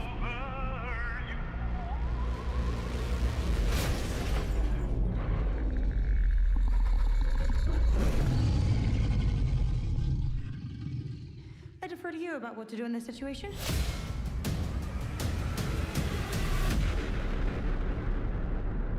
Well, there you go. Gonna get some more Fallout in December. How about that? That looks incredible. Deathclaw, of course, in our first look at the new season, and Robert House's That was a Jonathan Deathclaw, yeah. Tease, played by Justin Theroux. It is an amazing Gamescom exclusive, and we've got another one for you. The first drop of the all-new Season 2 posters. We cannot wait to see what Lucy, Maximus, and the Ghoul have in store for us when Fallout Season 2 begins December 17th, with new episodes premiering weekly on Prime Video. All right, Prime now back to you, Video. Shocks. Thank you so much. That looks so awesome. I can't wait. But last year, Indiana Jones and the Great Circle was acclaimed for its incredible gameplay and story. And next month, the adventure continues with The Order of Giants, a story expansion with new puzzles and foes. Here is your first look at the gameplay and a special announcement. Yeah, it was fun. I definitely recommend playing. If you like Indiana Jones stuff, it was totally worth playing. Interesting puzzles in that game. What do you know about the legend of the Nameless Crusader? Fierce warrior. Fought on the siege of Antioch, 1097 AD. Very tall. A giant. Pope Paul Yeah, IV sure, had Zybok. an Yeah, I item like of the this first game. Crusader in his possession, his helmet. Well, I'll tell you what. If I see the helmet, I'll leave it exactly as I found it. Sound good? Thank you, Stargazer. Oops.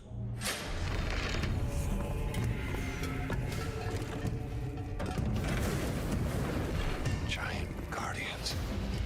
Their roots go way, way back. Worshipped by the Mithras cult. I can't believe you dare to investigate this. Impressive for a snake. Yeah, snakes. Why did it have to be snakes?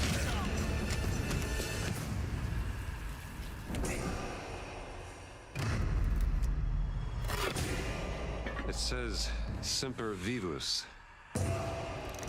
Always living. Or maybe not. Dead. He's not in a tomb.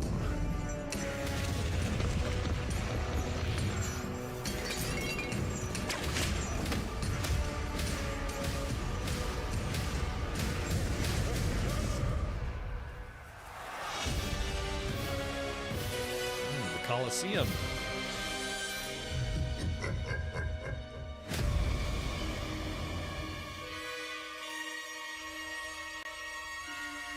Oh man, it's just I just remember one of the sporting characters, the guy who was like he was in the Candyman movies. In other words, he was in the first game, but yeah, he passed away a couple months ago, like 6 months ago, something like that. Oh god, what was that guy's name again?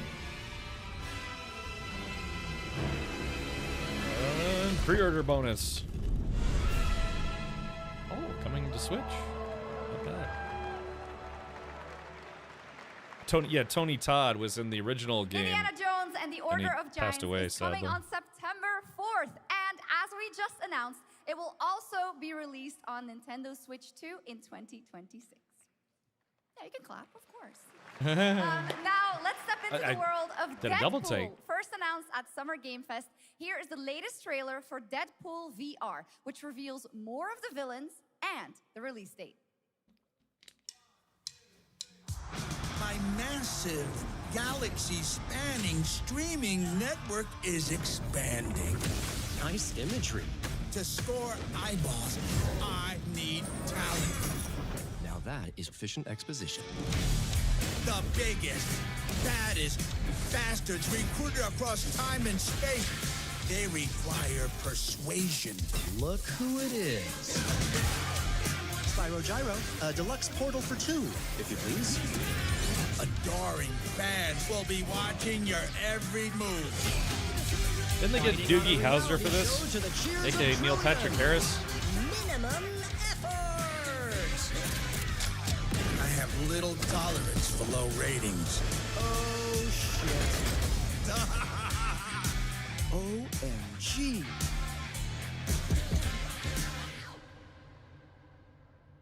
Yeah, sadly, Ryan Reynolds declined to. Yeah, that's right. Mojo reprise is in his Deadpool role. VR 2, voiced by John Leguizamo.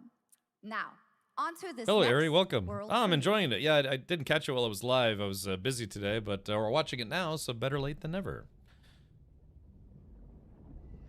Oh. There's always a bigger fish. Or in Florida's case, there's always a bigger crocodile, alligator. Hey, welcome to Florida. Guns and gators.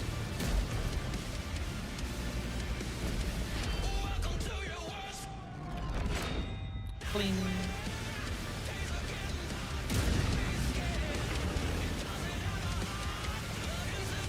Is this that new World of Tanks game?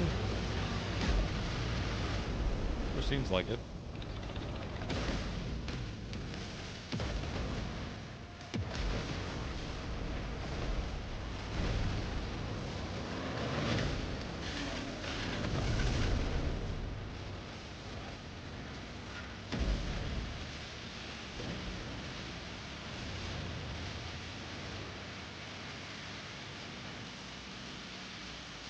Always what I used to play was artillery.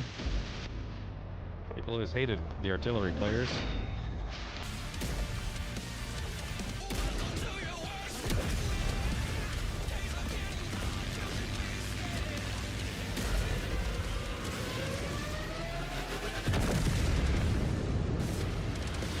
Circle strafe.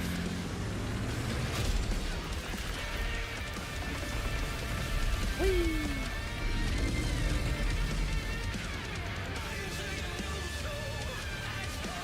Yeah, World of Tanks 2.0, that's right. Interesting. Yeah, before I was a streamer, I used to play World of Tanks from time to time. The World of Tanks Update 2.0 lands September 3rd. This is the biggest update in the game's history, Nice, Gatos. featuring 16 Tier 11 tanks and tons of new and upgraded features. Absolutely. All right, next. Saber and Focus delivered Space Marine 2, one of the most fun action games of the generation. Well, next year, they are set to do it again in John Carpenter's Toxic Commando. Yeah. This FPS action game combines classic 80s action horror with over-the-top humor. Well, here is the world gameplay premiere of John Carpenter's Toxic Commando. I'm looking forward to this game. We'll undoubtedly be streaming this with the mod squad. Next step, improvise.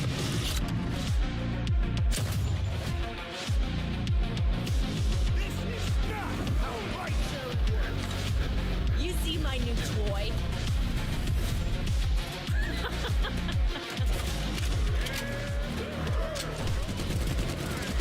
Yeah. Liar, liar, zombie on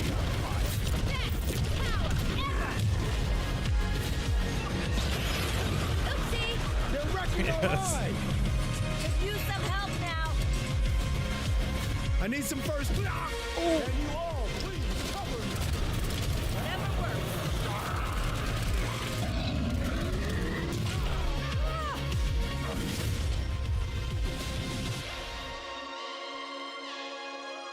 Yeah, it looks like it's gonna be fun. Curie says, sorry, I am late. Ah, who's the lucky father? Super fun. All right, our next reveal comes from a true legend of game design, Ron Gilbert, the mind behind Monkey Island, Maniac Mansion, Ron so many Jeremy. other classic games that defined the golden age of point-and-click adventure games in the 80s and 90s. I loved those games growing up. Well, now Ron is back with something completely new and completely unexpected.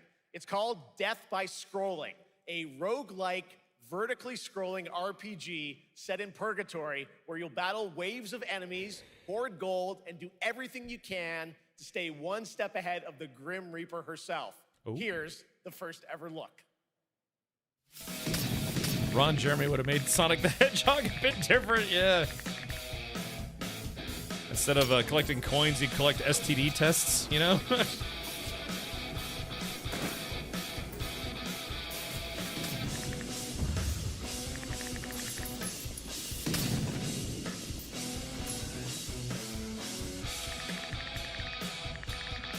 For a long time in arcades, you know, shmups or up-scrollers were pretty much all the rage.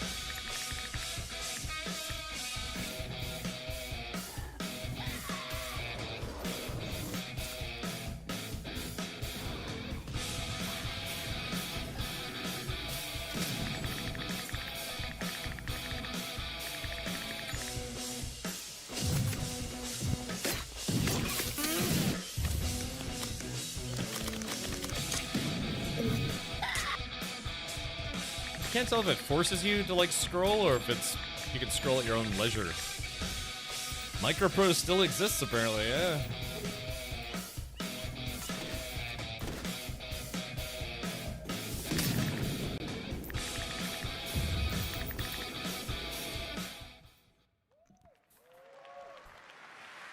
It's very fun. I've actually been playing this game over the past few weeks, and trust me, it is dangerously addictive.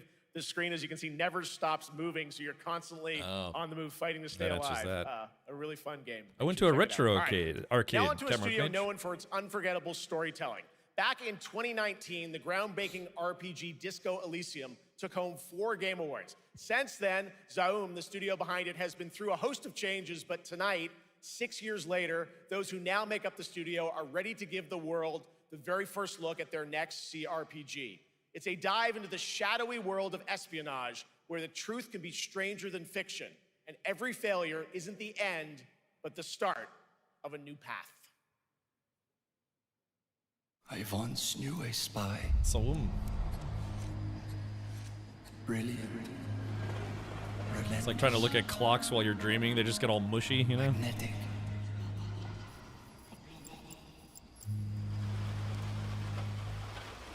Her name was Herschel. Dark gold hair, a well-worn life beneath. That's a mini disc player. A dandelion puff, waiting to be blown. She tried to look out for me. For us. None of it mattered in the end. Everything she touched rippled into failure.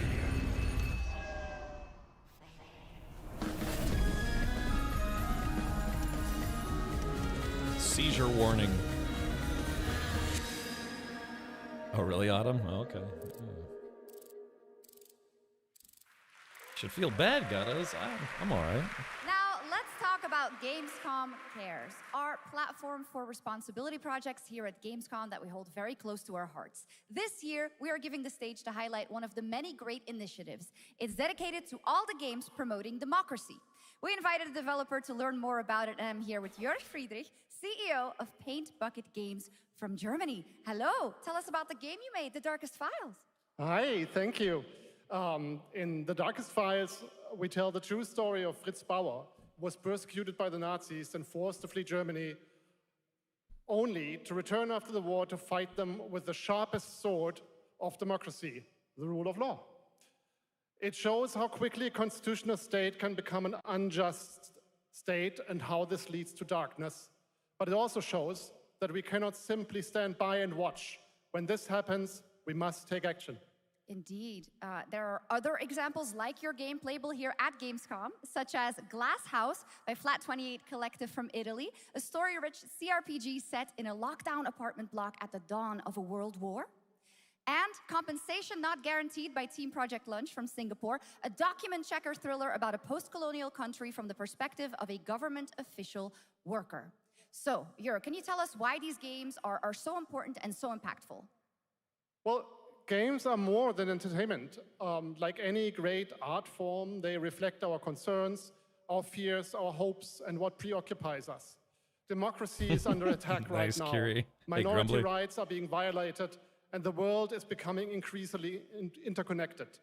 So games are a powerful medium for addressing these issues, and they have the potential to inspire change. I am glad that not only are many people in the global games industry engaging in projects like this, but also more and more institutions like the European Commission or the United Nations. A very important message. Thank you so much, Jörg. And of course, thank you to all of the dedicated developers around the world who put so much heart and soul into those games, making the world a little better. Please check them out, everyone, and check out all the great initiatives of Gamescom Cares. Now, we have much more Gamescom ONL to come next. It's a very special performance of the music of Clair Obscur Expedition 33, plus Resident Evil Requiem.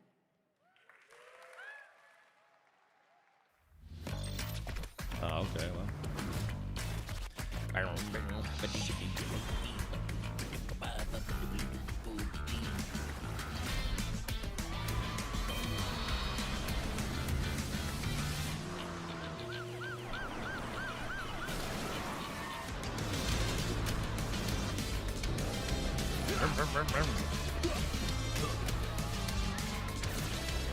I have no idea what this game is after watching 15 seconds of it, you know?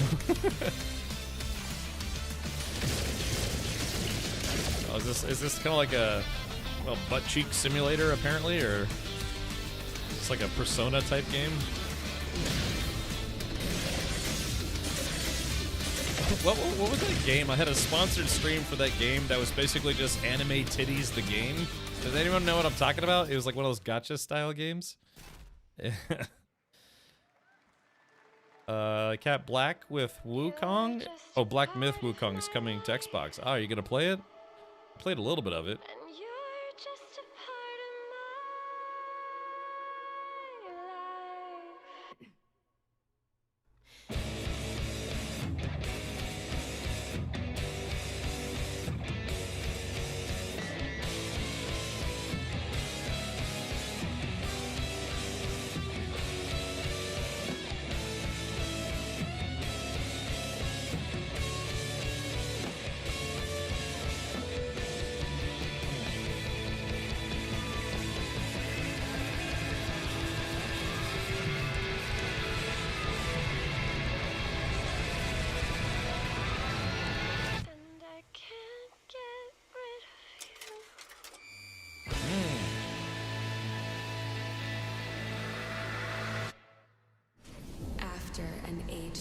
Would you want to play a game that's unbeatable? What if the name was just unbeatable? I don't know, Stinky. Good question. It is fate that brought us together. Shisha. Such a pathetic place. Who is this guy? What does he want? Your ignorance is despicable. A power stirs deep beneath us.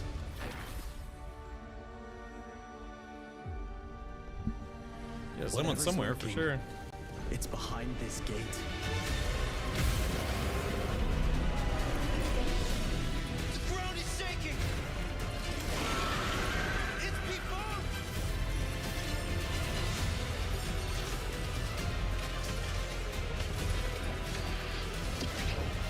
We have to take it down. How long have they been trapped in here? Be it destiny or chaos, I shall break the cycle.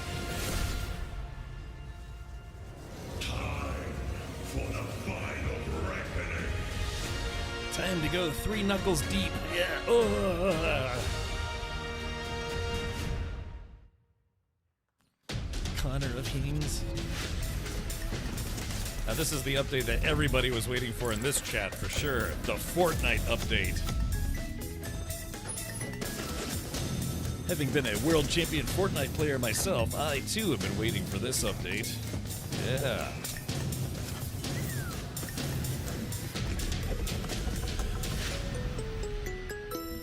That looks like dog shit. Ugh. Just, ugh. It's a weird way of saying hello, you know, throwing bombs at people. Fork knife. I still need to watch seasons 2 and 3 of Squid Games. I saw season 1, it was kind of fun. You know, fun. People dying repeatedly. Season 3 is out now, isn't it? Or is it about to come out?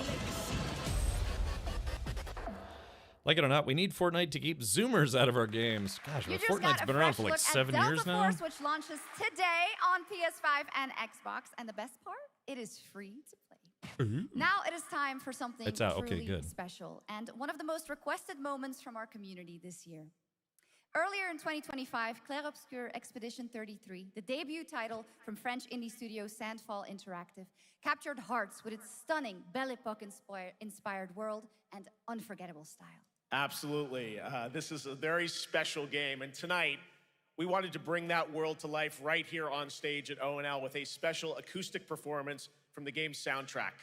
Please join me in welcoming, for their first big live performance ever, the composer of the game, Laurent Testard, and vocalist Alice Dupont-Pissier, performing Alicia from Clair Obscur Expedition 33. She's gonna show her what? Sometimes I wish Jeff Keighley would just like rip ass right in the microphone just to see if anyone did anything about it. Yeah. All right, I'll shut up for a moment because I know people like this game.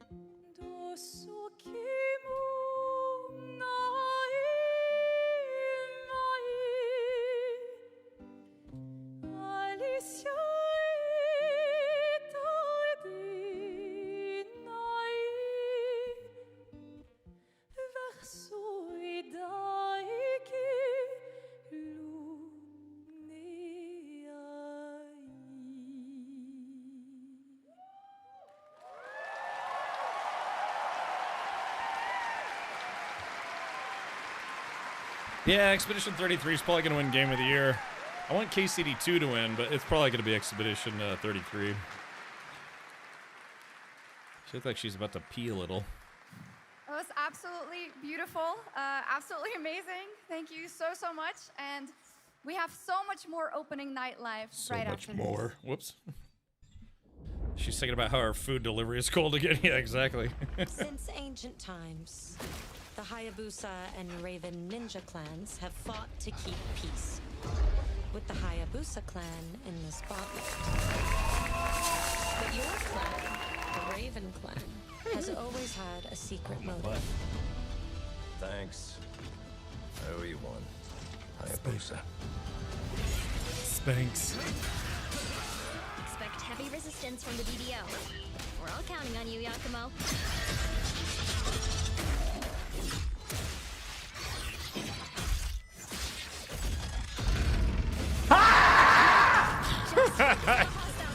I want this guy to be the final boss of the game. He just yells at you until you like madness. Cry a little. Stay away from the Dark Dragon Seal. Not the Dark Dragon Go Seal. back home to your little raven nest. Or die here. If you truly think you have what it takes to slay the Dark Dragon, prove it. The very fiend that resurrected the Dark Dragon years ago. Even a mortal such as yourself has heard of me? I'm sure. Death? Die, insect.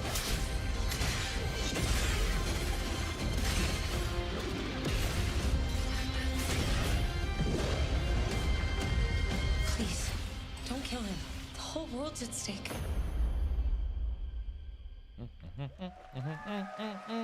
Someday I'd really like to play the first one again. Well, we've seen so many Jesus, sweet stuff to these that. amazing developers and teams behind them, and wishlist your next favorite game on Steam by checking out our Gamescom Steam event. And the best thing is you'll find even more games from this year's Gamescom show floors, from beloved indies to big blockbuster titles, by scanning the QR code below.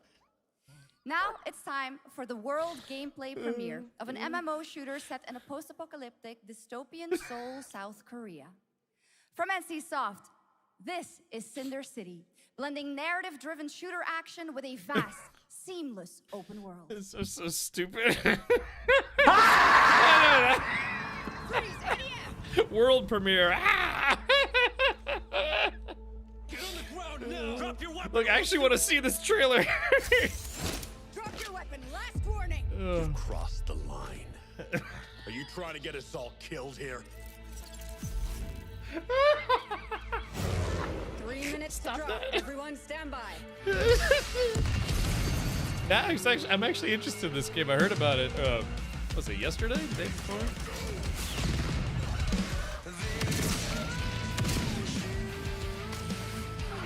Was it yesterday?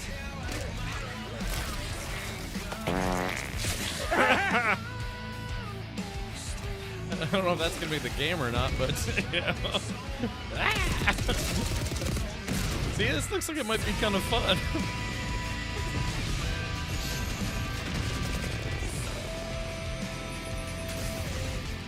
Yeah, I'm gonna stream this. It looks like it's gonna be fun. Yeah, the co-stream sponsorship, right? Stupid horse. Division 3? No, this is called Cinderella boobs or something. I mean, who doesn't want to fight a giant robot with a Gatling gun? Yeah, it's called Cinder City, right? Yeah, I'm gonna try to stream this one. But that's not all. We've now got a second brand new game from NCSoft. Time Takers is a competitive team-based survival shooter where the ultimate prize isn't points, it's time itself. Here's your first That damn gopher just keeps interrupting. Stop it, Kitty! Stop my former glory. Stop it! Until one day when I was stabbed. Oh! Yes, like that. I thought I died. Instead, I was given a second chance in a strange world. What is alongside this? rogues from across the timescape. Hi. How you doing? Extraction shooter game number 37. And we were promised to fix our past. I guess that's what we're here to do. What was that game that was supposed to be kind of like this that just got canceled? You have something I want. Right. A production budget to make a terrible game. Oh, what was that game that just got canceled or whatever? That was kind of...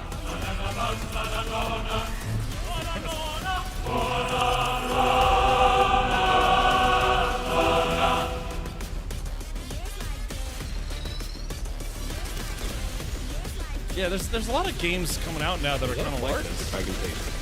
Yeah, it's kind of stinky. Onion and ketchup. Yeah, Concord got canceled, and then there was what was that? There was another game that came out. Like it's called The Finals. I want to say original. Yeah, exactly. This For looks original. decades, Yeah, not really. Silent Hill has defined psychological horror in games.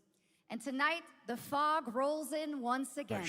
Here's a brand new look at Silent Hill F. Including the reveal of Susie Young as Hinako. Okay, I'm trying to watch the trailers.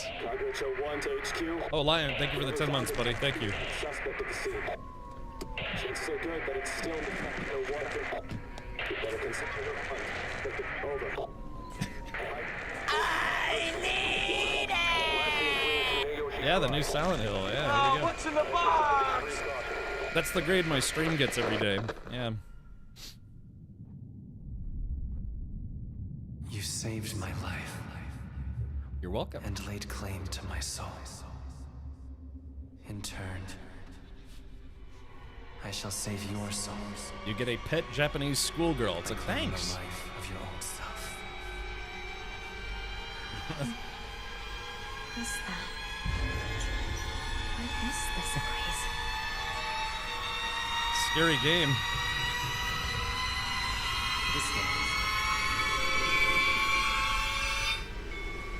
A spooky trailer. Better get going.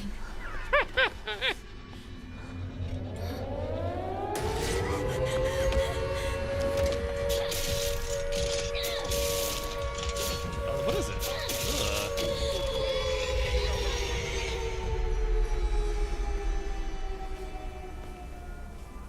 A good day is always an extraordinary thing. An extraordinary day isn't always good.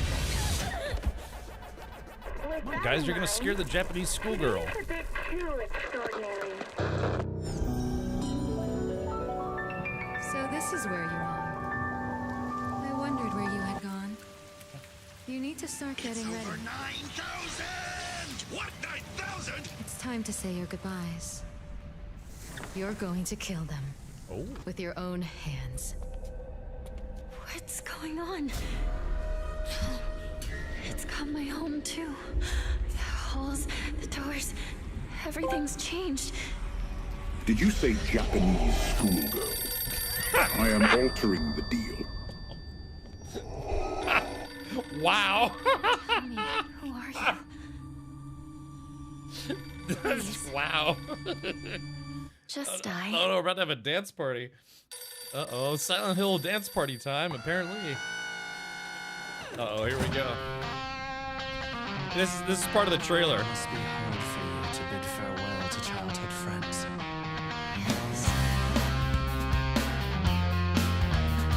This just goes along with the trailer, you know? Yeah, Silent Hill F, coming soon to a video game store near you. Because it's 1997, and that's how they advertised games back then. Yeah! Woo! All right, here we go.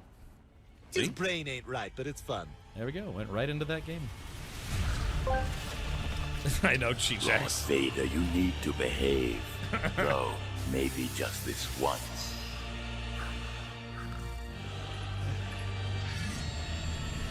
I like how some of the alerts actually work with a trailer here. This is in-game footage. This looks like a cutscene, like a pre-rendered cutscene. Maybe it's just the lighting.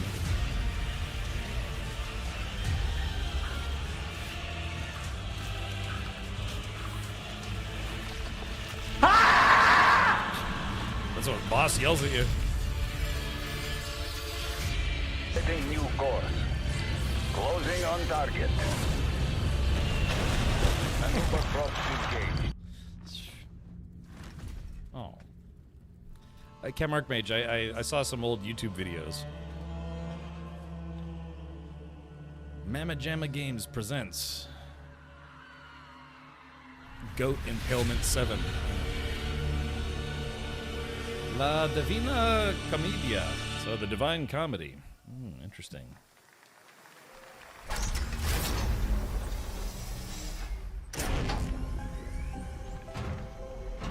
Oh yeah, this is that new sci-fi game that's coming up. Yeah, I think it's called Chronos New Dawn? Oh, the dude's right there. Yeah, Chronos. This is the Traveler, an agent of a shadowy faction known only as the Collective. And in Chronos the New Dawn, you'll step into their role. From Polish horror powerhouse Bloober Team, nominated last year at the Game Awards for their Silent Hill 2 remake, comes a bold new vision of survival horror. In this world, the dead don't stay dead. When they find each other, they merge into something far more terrifying. Launching September 5th, here's your brand new look at Chronos, the New Dawn. That guy could be peeing himself, we'd never know. Oh, Kitty. Who's a... Oh, Kitty. Sergeant Bilko, thank you for the 8 months. Thank you, man. I'm being told that it's a skill issue, just don't die. Yeah, exactly. In New Dawn, just don't die. Yeah.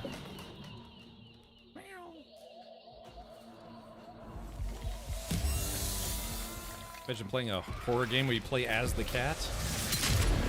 There's a movie coming out called Good Boy, where it's a horror movie from the perspective of a dog. Oh, he's a kitty. Are you glad to see me? Oh, he's a wicked friend. Gotta get people to like your trailer. Add kitty cats.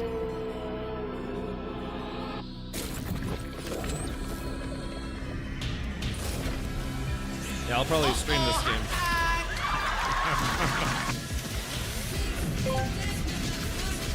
That isn't even the kitty's final form. Yeah, I know, right?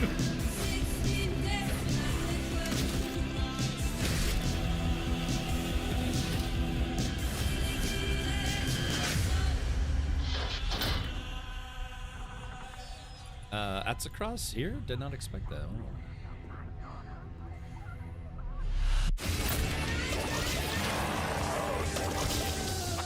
Stay calm.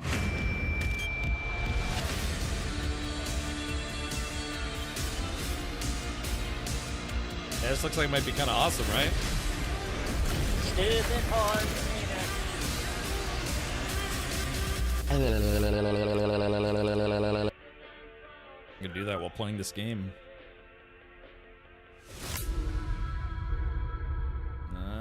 Deluxe edition pre-order, 40 hours early access, all sorts of stuff. All right, for our next trailer, let's turn it over to the head of sequels at Obsidian Entertainment. Oh, Destiny 2 streamer. Okay. Guten Tag, Gamescom. Look at this. Tens of thousands of Europeans packed into one building in the dead of summer with absolutely no air conditioning. This is the type of dystopia we here at Obsidian Entertainment absolutely respect. What is this? Am I experiencing Schadenfreude right now? I may have messed up the pronunciation, but you knew the idea. How are you? My name is Mark. I am the head of sequels here at Obsidian Entertainment, and I've got big news. I am going to drop a brand new trailer for The Outer Worlds 2. What are you going to get? More planets. Isn't that guy an more actor chaos, too? And an actual release date now that GTA 6 got pushed to the spring. So, strap on in. Stock up on some gummy bears, stock up on your favorite pretzels. Get ready. Here comes The Outer Worlds 2 trailer. Roll it, Jeff. It's got to be Jeff that's rolling it, right? Zyphon, try refreshing. Should be okay. And now, a trailer for the part of the game you'll remember more. I don't know what than this the is, ending. but it's kind of hot. The Companions. Let's skip the diplomacy. Chemically enhancing your statistically unsafe lifestyle. This might sting a lot. Ooh, an enemy. Son of a spread. So these games were made by some of the former Fallout devs, right? He was on Parks and Rec. Okay, gotcha. Be grateful you're not on fire. I thought they ended up lowering the price of Outer Worlds too. Oh, to like 70 instead of 80. Yeah, they dropped it to 70. If $10, you know, is a deal breaker for you, then it's okay. And no, you can't sleep with them. Hey, look, it's my stream room when I'm not streaming.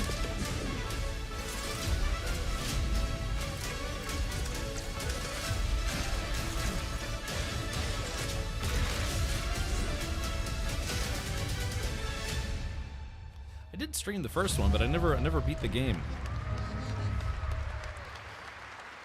Lots more to come here at ONL, but now a first look at Inzoi Island Getaway with Inzoi's first and free DLC, which is coming tomorrow. Aber Smokenjoke, harba macht Kinder froh.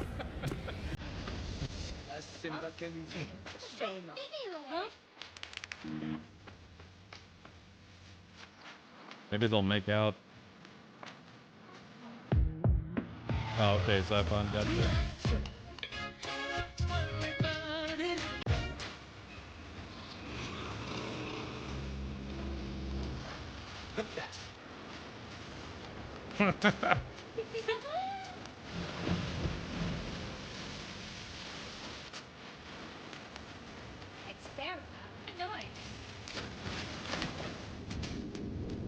This is one of those games where you can pretend to have a better life in a video game. Yeah, it's a Sims kind of game, Yod, but it's not actually The Sims. Neat.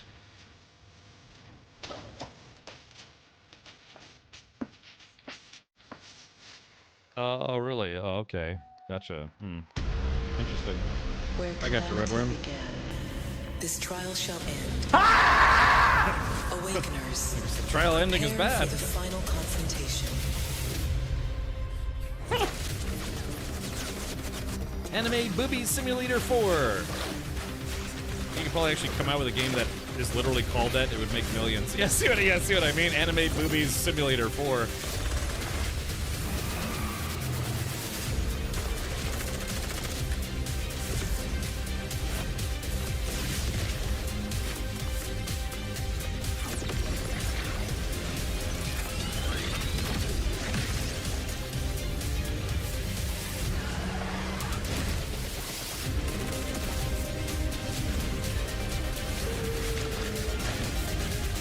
Is this a fighting game? Well, what is that like a fighting game or? Take my money, right? Yeah. 7つの大罪あいつらとの冒険は騒がしくて大変だったけどなんとかなってよかったな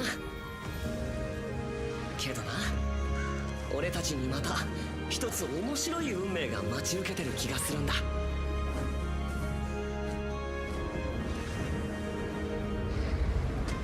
多分 I know, Lion Strong. They're just like, we just need to show the anime boobs and people will buy it. I mean, it works for a lot of VTubers on Twitch, you know, so go figure.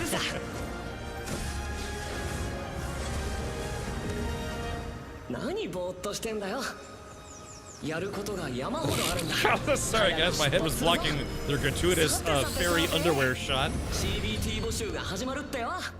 That's basically me in a video game, that pig guy right there.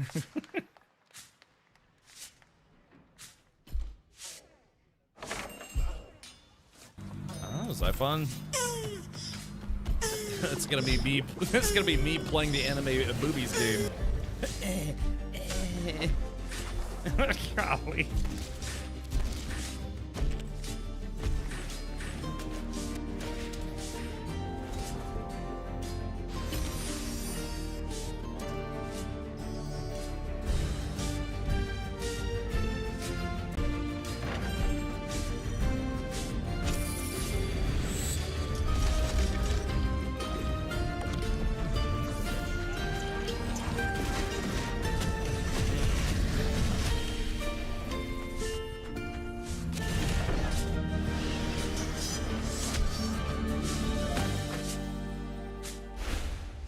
I like how he's sweeping to the beat there. I think the first Moonlighter was pretty popular. My fire. my fire. Yeah, so I guess this is the game a lot of people are excited for, the vampire game. What if it was like sparkly vampires, reputation though? is legend. Oh my, you. I think I know what you are.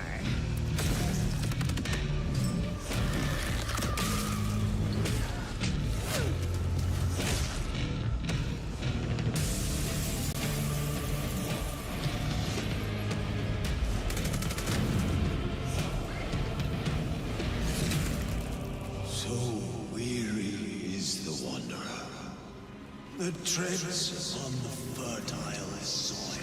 God, it was like about damn time. Nom, nom, nom, nom. Vampire the Masquerade, Bloodlines Deuce. Hey, let a zombie, especially let a zombie take a deuce on your chest. We have a firm release date for Vampire Bloodlines 2, October 21st of this year. And next, since we're here in Germany, it is only fitting to spotlight a homegrown success story. The deep survival crafting of Enshrouded from Keen Games in Frankfurt. Yeah, Enshrouded. Still in early access, Enshrouded has already let friends adventure, fight, and build together in endless ways. But tonight, the world is about to change forever. A new force is coming, one that will redefine how you explore, how you build, and how you survive. It's a monumental edition, and you're hearing about it first, right here at Opening Night Live. All right, cool. Yeah, by Keen Games, a game we've streamed a lot on this channel. I dreamt of a time before the corruption and the fight for survival. I dreamt of a shimmering home and of exile.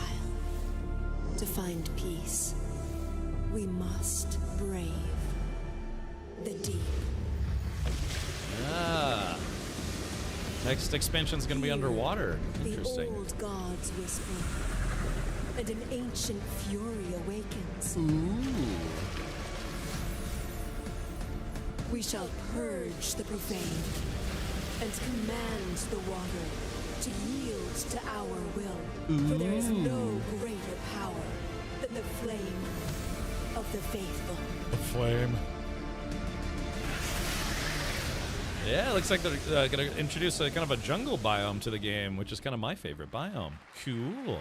Was ist das?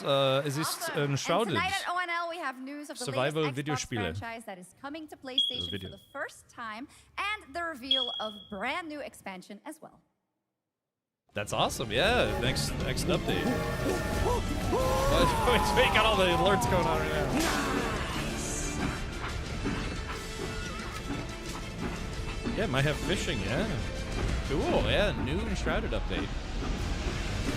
The last update added the first, like, real big boss to the game, which is very fun.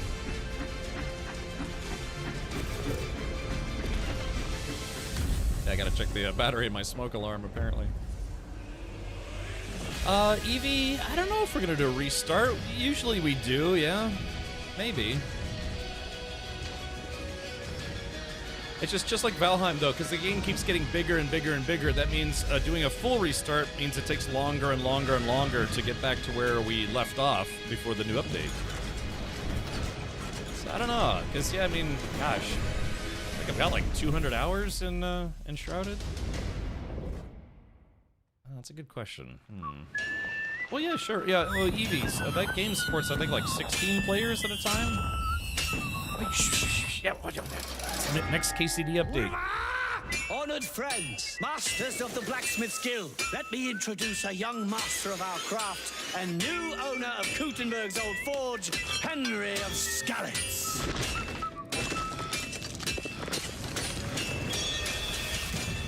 Ready? We can begin. Ah, like I said, probably a Game of the Year contender. First look at Legacy of the Forge, the second story expansion for Kingdom Come Deliverance 2. You'll put your blacksmithing skills to the test to acquire and repair a legendary burnt-down forge with brand new design features. Nice. All right. Do we have any Cult of the Lamb fans in here? Katie Peters. She really likes that game. I played it. It's fun. It's time for some big news for the darkly comedic action adventure management hybrid game. Here's the announcement of a major expansion to the game coming soon. Yeah, this will make Katie Peters happy. She loved this game. It's fun. I like how you can name characters after chat when they die. It's funny. Yeah, I'll be able to bang things in KCD too. Yeah, Avalanche, I think I'm kind of the same way. I think I enjoy watching other people play this game, or like getting to be a character as opposed to playing it myself.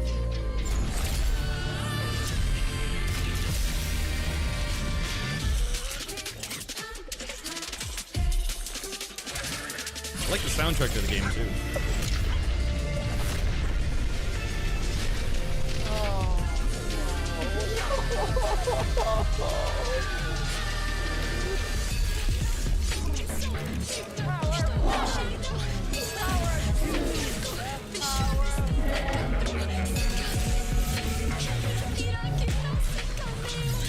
Yeah, it's, like I said, this game actually has a really good soundtrack. I am feeling quite hungry. Yeah, you make your characters eat poop. Awesome. Now, last year, World of Warcraft celebrated its 20th anniversary and kicked off its 3 expansion story arc, the World Age Saga. Here to tell us more about what's to come is executive producer Holly Lawndale. Uh-oh. It's a World of Warcraft party, apparently. Oh, it's getting very loud now.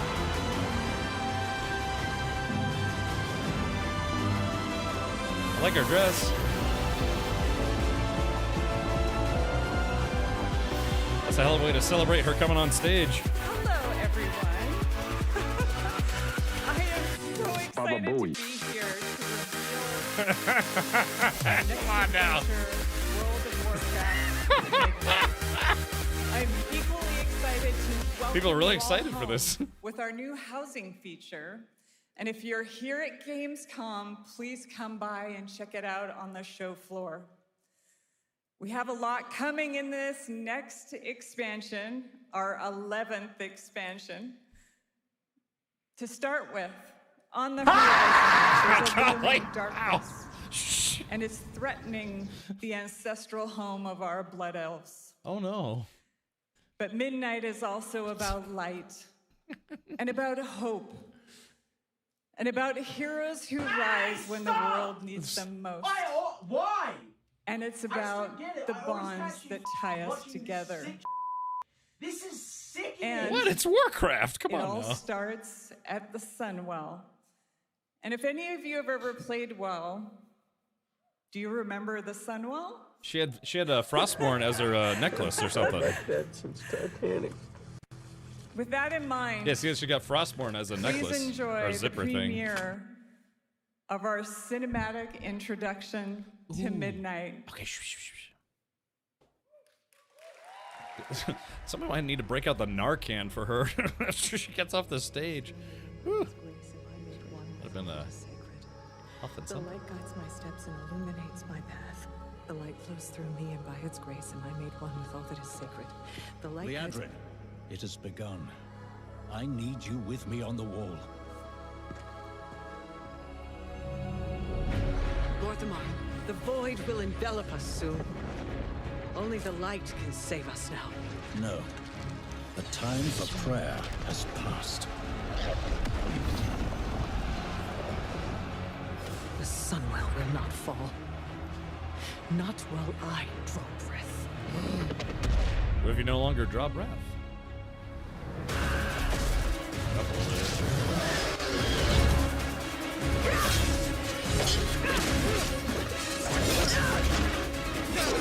Little elves.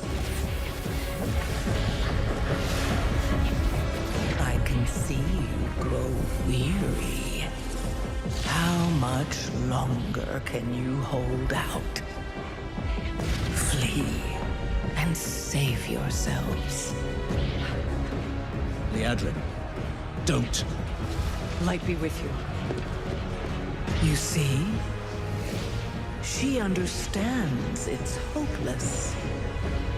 Soon, you all will. The light guides my steps and illuminates my path. The light flows through me, and by its grace am I made one with all that is sacred. The light guides my steps and illuminates my path. The light flows through...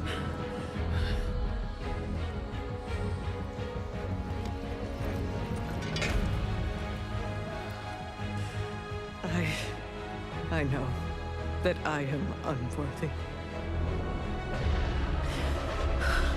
I don't know if I deserve your help, but I know my people do. Please give them strength. I admire your spirit, but that will not save you. Soon, I will break your world. You can't even break one elf.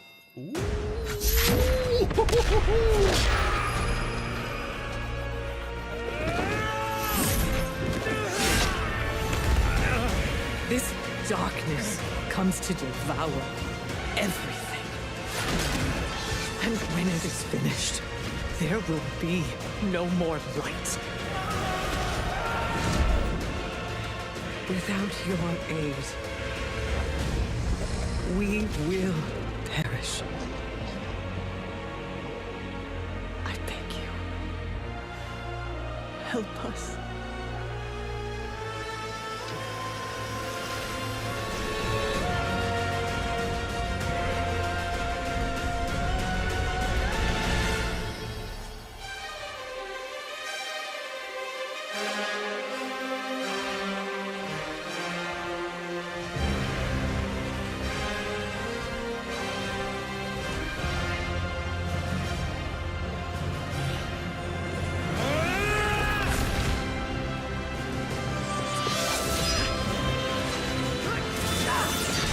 It slices, it The dices. Sunwell will not fall. It's her. Not while we draw breath.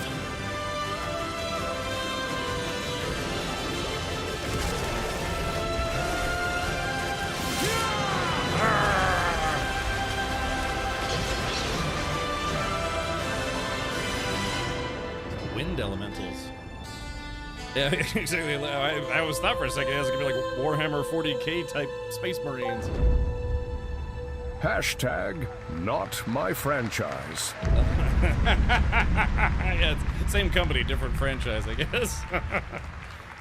Stay a while and listen. What a great cinematic. Nobody does those better than Blizzard, and hope you guys enjoyed that. All right. Next is the global announcement of a new project from J, the dev team behind Delta Force. Project Spectrum is a tactical shooter for the fearless. It is a physiological horror PvEVP game. That's right, where you battle against monsters, other players, and your own sanity as widespread anomalies twist around the world. Face the horror or become the horror itself. Face the horror or become the horror. Can you describe the sound yourself? of the recording? Weird.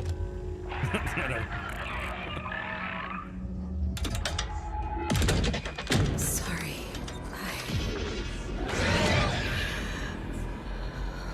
Let's go back to the start.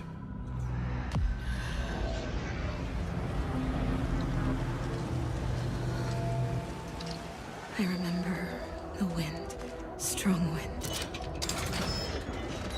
What the hell happened here? We got company!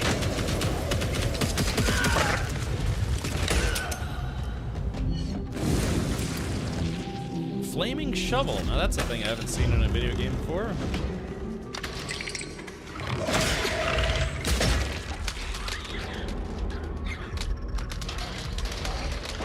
Dude, it's like Prey, except it's a horror game.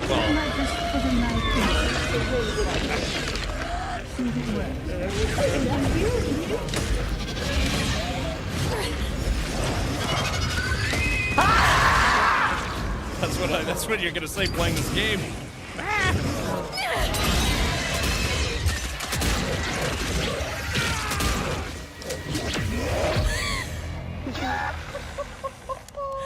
The loss is too heavy for you. But sometimes, loss can birth beasts and bury truths. Birthed the beast earlier today. What do you think? Oh, man. What if you are the beast? The beast?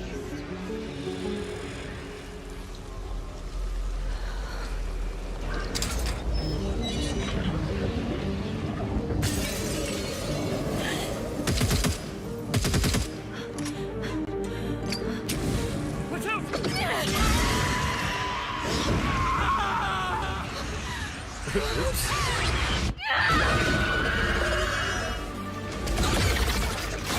weird game.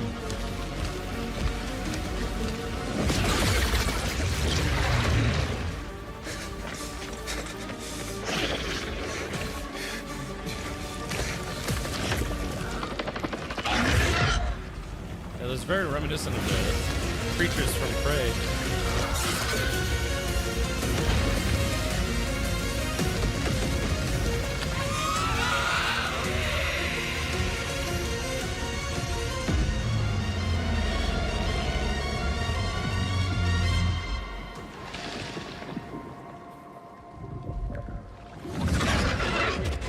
Project Scrotum. Let's go back to the start.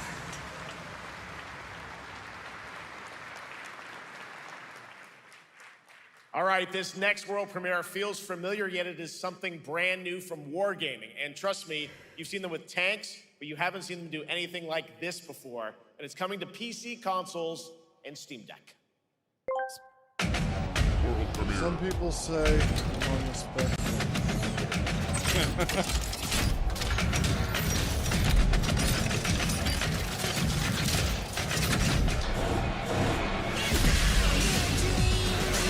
I was about to say tank racing? That'd be awesome.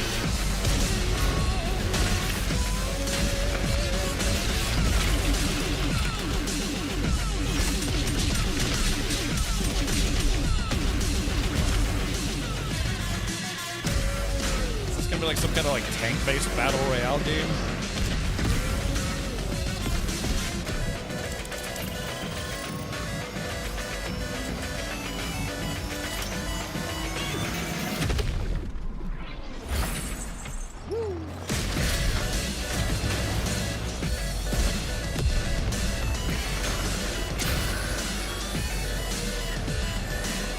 Yeah, they already announced World of Tanks 2 earlier in the show.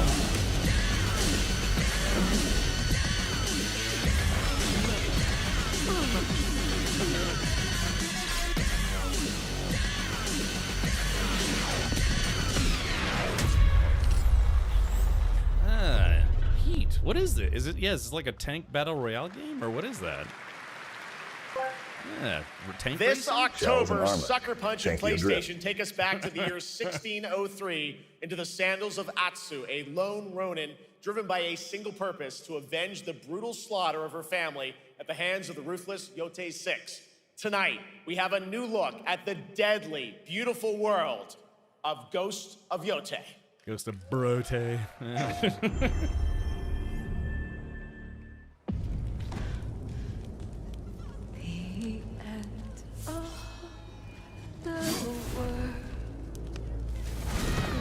Smell my butt cheeks as if you were a squirrel.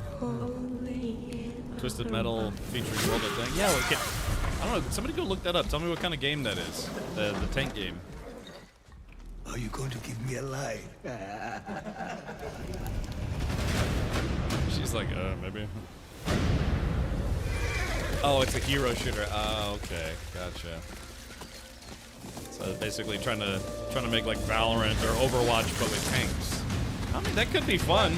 I think I'd be more inclined to play that game than the other. Ah, exactly. Swordsmith's daughter. I watched that tree burn. How did you escape? Same way. I survived every battle. The thought of killing you.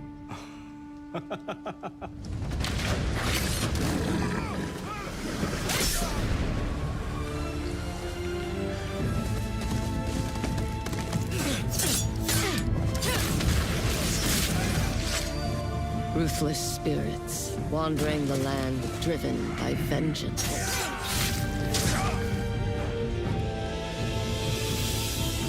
Sometimes I feel like that is what I am. Yeah, there you go. Yoshimitsu. The Cap Richard game. Yeah, I did play the first game. I actually liked it quite a lot, but it's a very long game, and it just kind of came out at a time where there were like a lot of games coming out, I want to say, so I played some of it and didn't finish it. I thought it was good, though. I actually thought the first game was good. Dig it Sneaker for a second. There you have it, an amazing new look at Ghost of Yotei, out October 2nd for PS5, and confirmed today on ONL. It's also getting a Legends co-op multiplayer DLC in 2026 with fantastical supernatural story and survival missions, all free if you own the base game. Okay, good. For nearly 3 decades, Resident Evil has terrified, thrilled, and defined the survival horror genre. Now, a new chapter rises from the shadows. Back in June at Summer Game Fest, we gave you the first glimpse at Resident Evil Requiem, and tonight, we are diving deeper with a brand new look that explores the haunting backstory of the game's protagonist, Grace Ashcroft, and why she may be the key to surviving what's coming. I only ever played Resident Evil 8, but I actually liked it. It was fun. It kind of makes me feel like I wish I'd played the previous ones. It's doing too much hacking. Han. Hi, honey. You have been on that thing all day. Well, if you're gonna work so late. Get some sleep, eh? I'm almost done, just a sec. It's really coming down hard. Mom, phone. The jokes write themselves. Mom. It's right beside you. Good old telephone. 1997. Hello? Miss Ashcroft? Yes.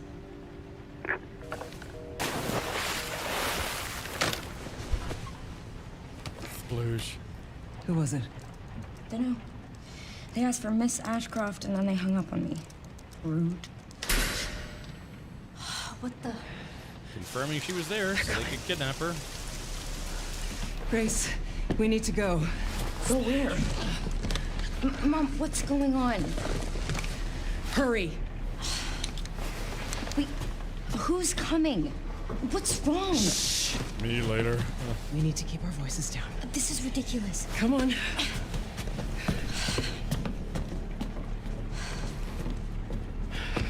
Tell me what's going on. Now is not the time.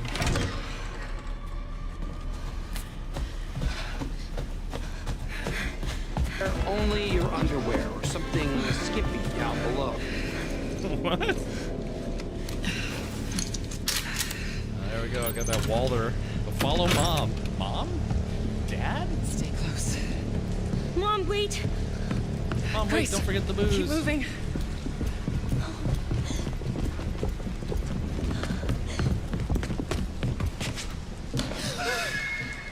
Oh, who's that? Oh, Reginald. I'm so sorry about the power outage. What happened? It's really no excuse, and I apologize for the inconvenience. Oh, no, it's fine. Don't worry. I haven't should paid the have it electrical fixed, bill in so 4 months. I just need to find my...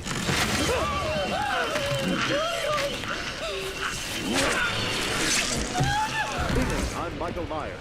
I have enormous psychological problems, and I'm going to take them out on you. Yeah, Grace, look at me. Grab my Apparently. hands. Okay, look at me. Look at me. In and out. Breathe in and out. Oh, Grace. I promise you, I will explain this all to you one of these days. Unless you're dead first. Grace. Please know that you are my hope. Yeah, the electric company's ruthless. What are you talking about? Just... I love you. I love you too. Okay. Mom, I'm scared. No. We need to find a way out of here now. But we don't have any of our stuff. We can come back for it later, Grace. Got him. Well, that seems like a happy-go-lucky time, yeah. That game is insane. I got to see that sequence in Osaka about a month ago. There's a lot more to share, and there is a reason it was the most wishlisted title coming out of Summer Game Fest this June. Now, for those of you here in the arena tonight at Gamescom, there's some good news, because you'll be over on the show floor, be the first players in the world to get hands-on with a playable demo of Resident Evil Requiem at the Capcom booth. as we count down to the launch this February. A huge thank you to Capcom and Takeuchi-san for that special look. Captain. Yeah. And with that, Gamescom Opening Night Live comes to a close. With the celebration of gaming doesn't stop here. We'll be back on Thursday, December 11th for the Game Awards, streaming live around the world as we honor the best games of the year and give you a glimpse of what's coming in 2026 and beyond with tons of brand new game announcements. You're leaving, but before we say goodnight, we do have one last surprise. A global announcement from a studio that walked away with multiple Game Awards wins for its last project. Please, take a look. More Elden Ring, I'm guessing. Oh, maybe not.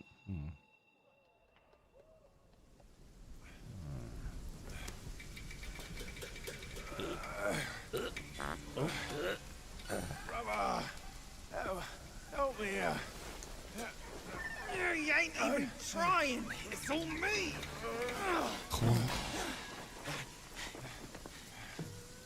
Look at that belly of yours. Where's the mountain? Hey, you're falling fat, losing again. Drop that codswallop. Master will take us back, as long as we keep that mountain in our heart. Hey. No scolding, no flogging, life spared. No risk going back. This place, we've got food on our table and...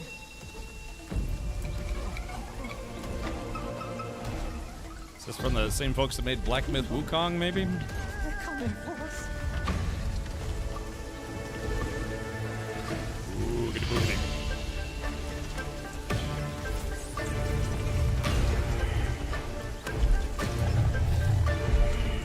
That's a danger kitty.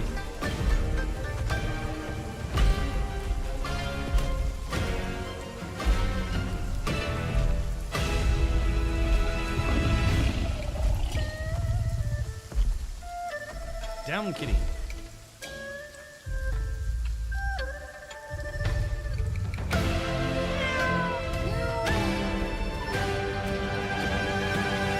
Is that Ganondorf or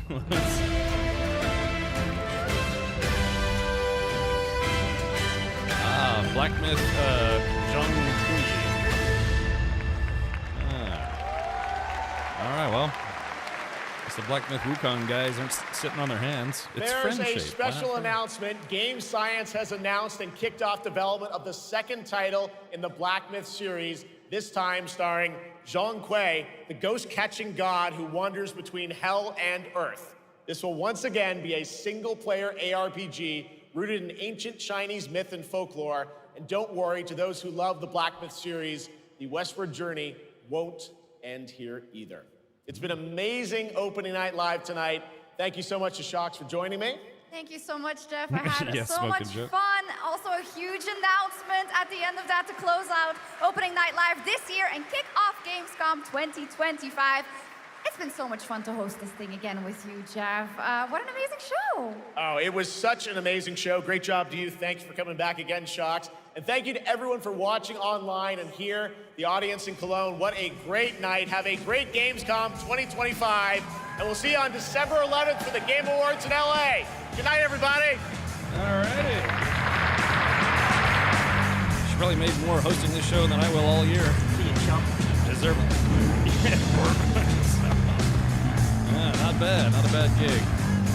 Yeah, like I said, I've been to Gamescom once. I was working a booth there back in 2016, but yeah, someday, maybe next year, I'll try to plan on attending. Well. Alrighty. Well, thank you for those of you who stuck around. I know, this did air earlier today, so yeah, see you next year. But like I said, I had a busy day today and didn't get to see it live. Maybe the trailer on IGN from Neo Berlin is something to show? Trailer. Neo Berlin. Yeah, Smoke a Joke, if you have that trailer. All right, shout out to Jeff Keighley and the gang, and also to the folks over at Gamescom. Thank you for allowing me to be an official co-streamer. Although, co-streamed, kind of like a replay co-stream, but hey, it is what it is. These things do happen. Gute Nacht, Leute. Okay, gute Nacht. Schlaf gut, Jumpin' Spider. And, yeah, I guess I could say auf Wiedersehen. Thanks, Games Mom. Yes. All right. Well, yeah. So awesome. All right. Let's see here. Click on this. Click on this. Click on this. And let's see. Oh, Neo Berlin trailer. Yeah, because there's like an indie. After this event, there was supposed to be something like an indie showcase, and I think what we're gonna do is I got a couple hours left in the stream, so I'd like to do some more Abiotic Factor, because we kind of left off on an interesting spot last night. So I don't know. Maybe tomorrow we'll try to catch up on a couple of those indie games. So I'm here. You can start the stream now. Tarmod, you just missed it. We just watched the full replay of earlier today's Gamescom opening night live. I wasn't able, normally I co-stream these live, but today I was just very busy. So what WTF is Abiotic Factor about anyway? I watched a bit and still have no clue. The Manchu, you portray a scientist or researcher of some variety. You get to choose your profession in some kind of scientific trade, I guess you could say. You get assigned to a new research facility or get hired at a research facility that's underground. And when you get there, not long after you get there, bad things start happening. It turns out, and hopefully this isn't too much of a spoiler for you, that the company there that was doing some research, they were researching interdimensional travel, and well, unfortunately things that were on the other side of the portals start coming into our world and causing some trouble. So the point of the game is to escape the facility, or try to figure out what's going on, but also to escape the facility, because the way you come in, I believe, gets blocked where you can't leave. So from there, it turns into kind of a sci-fi survival game set mostly underground, but apparently, and there's other dimensions and things too. So think of the game Half-Life if Half-Life was a survival game, where instead of playing Gordon Freeman, you're playing one of the many other scientists and researchers stuck in Black Mesa. So it's done very much in the art style of the original Half-Life 1. So yeah, so it's basically Half-Life the survival game instead of Half-Life. I'm a scientist myself. That's right, me too. So all right, hold on, I guess we'll check this out. We'll watch one more trailer. This is for a game called Neo Berlin. I think I vaguely heard about this, but I haven't seen this trailer yet. Let's go check this out right meow. Hopefully it's not too loud. I think it just started raining where I am. Neo Spermlin. Yeah, sure thing, Manchu. Did you know that black holes are extremely dense objects with such strong gravitational force that nothing can escape them? I'm pretty dense too. Not even light. It was nice meeting you. Yeah, likewise. You ever wonder if we're the ones pulling the strings? Or just living inside someone else's dream? Do you know what I'm talking about?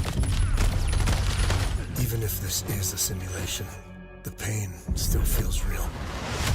Neo Berlin, what do I really know about it? She's like you. She needs your help.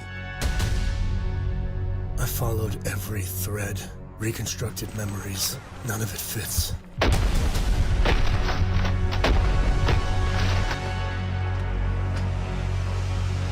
Looks like Cyberpunk, obviously.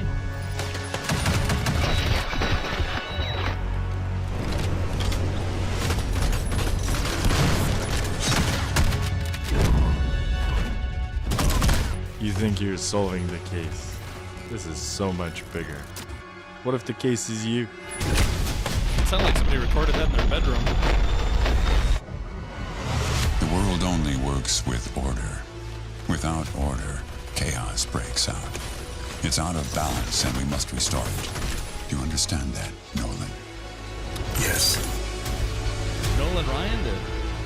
Picture. Hey, those are working Joes from Alien Isolation.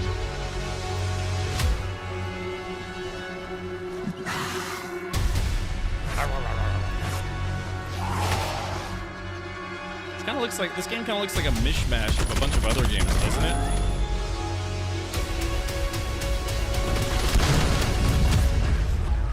Nolan, what have you done? What have you done? I've actually been to Berlin. I have a piece of what was left of the Berlin Wall.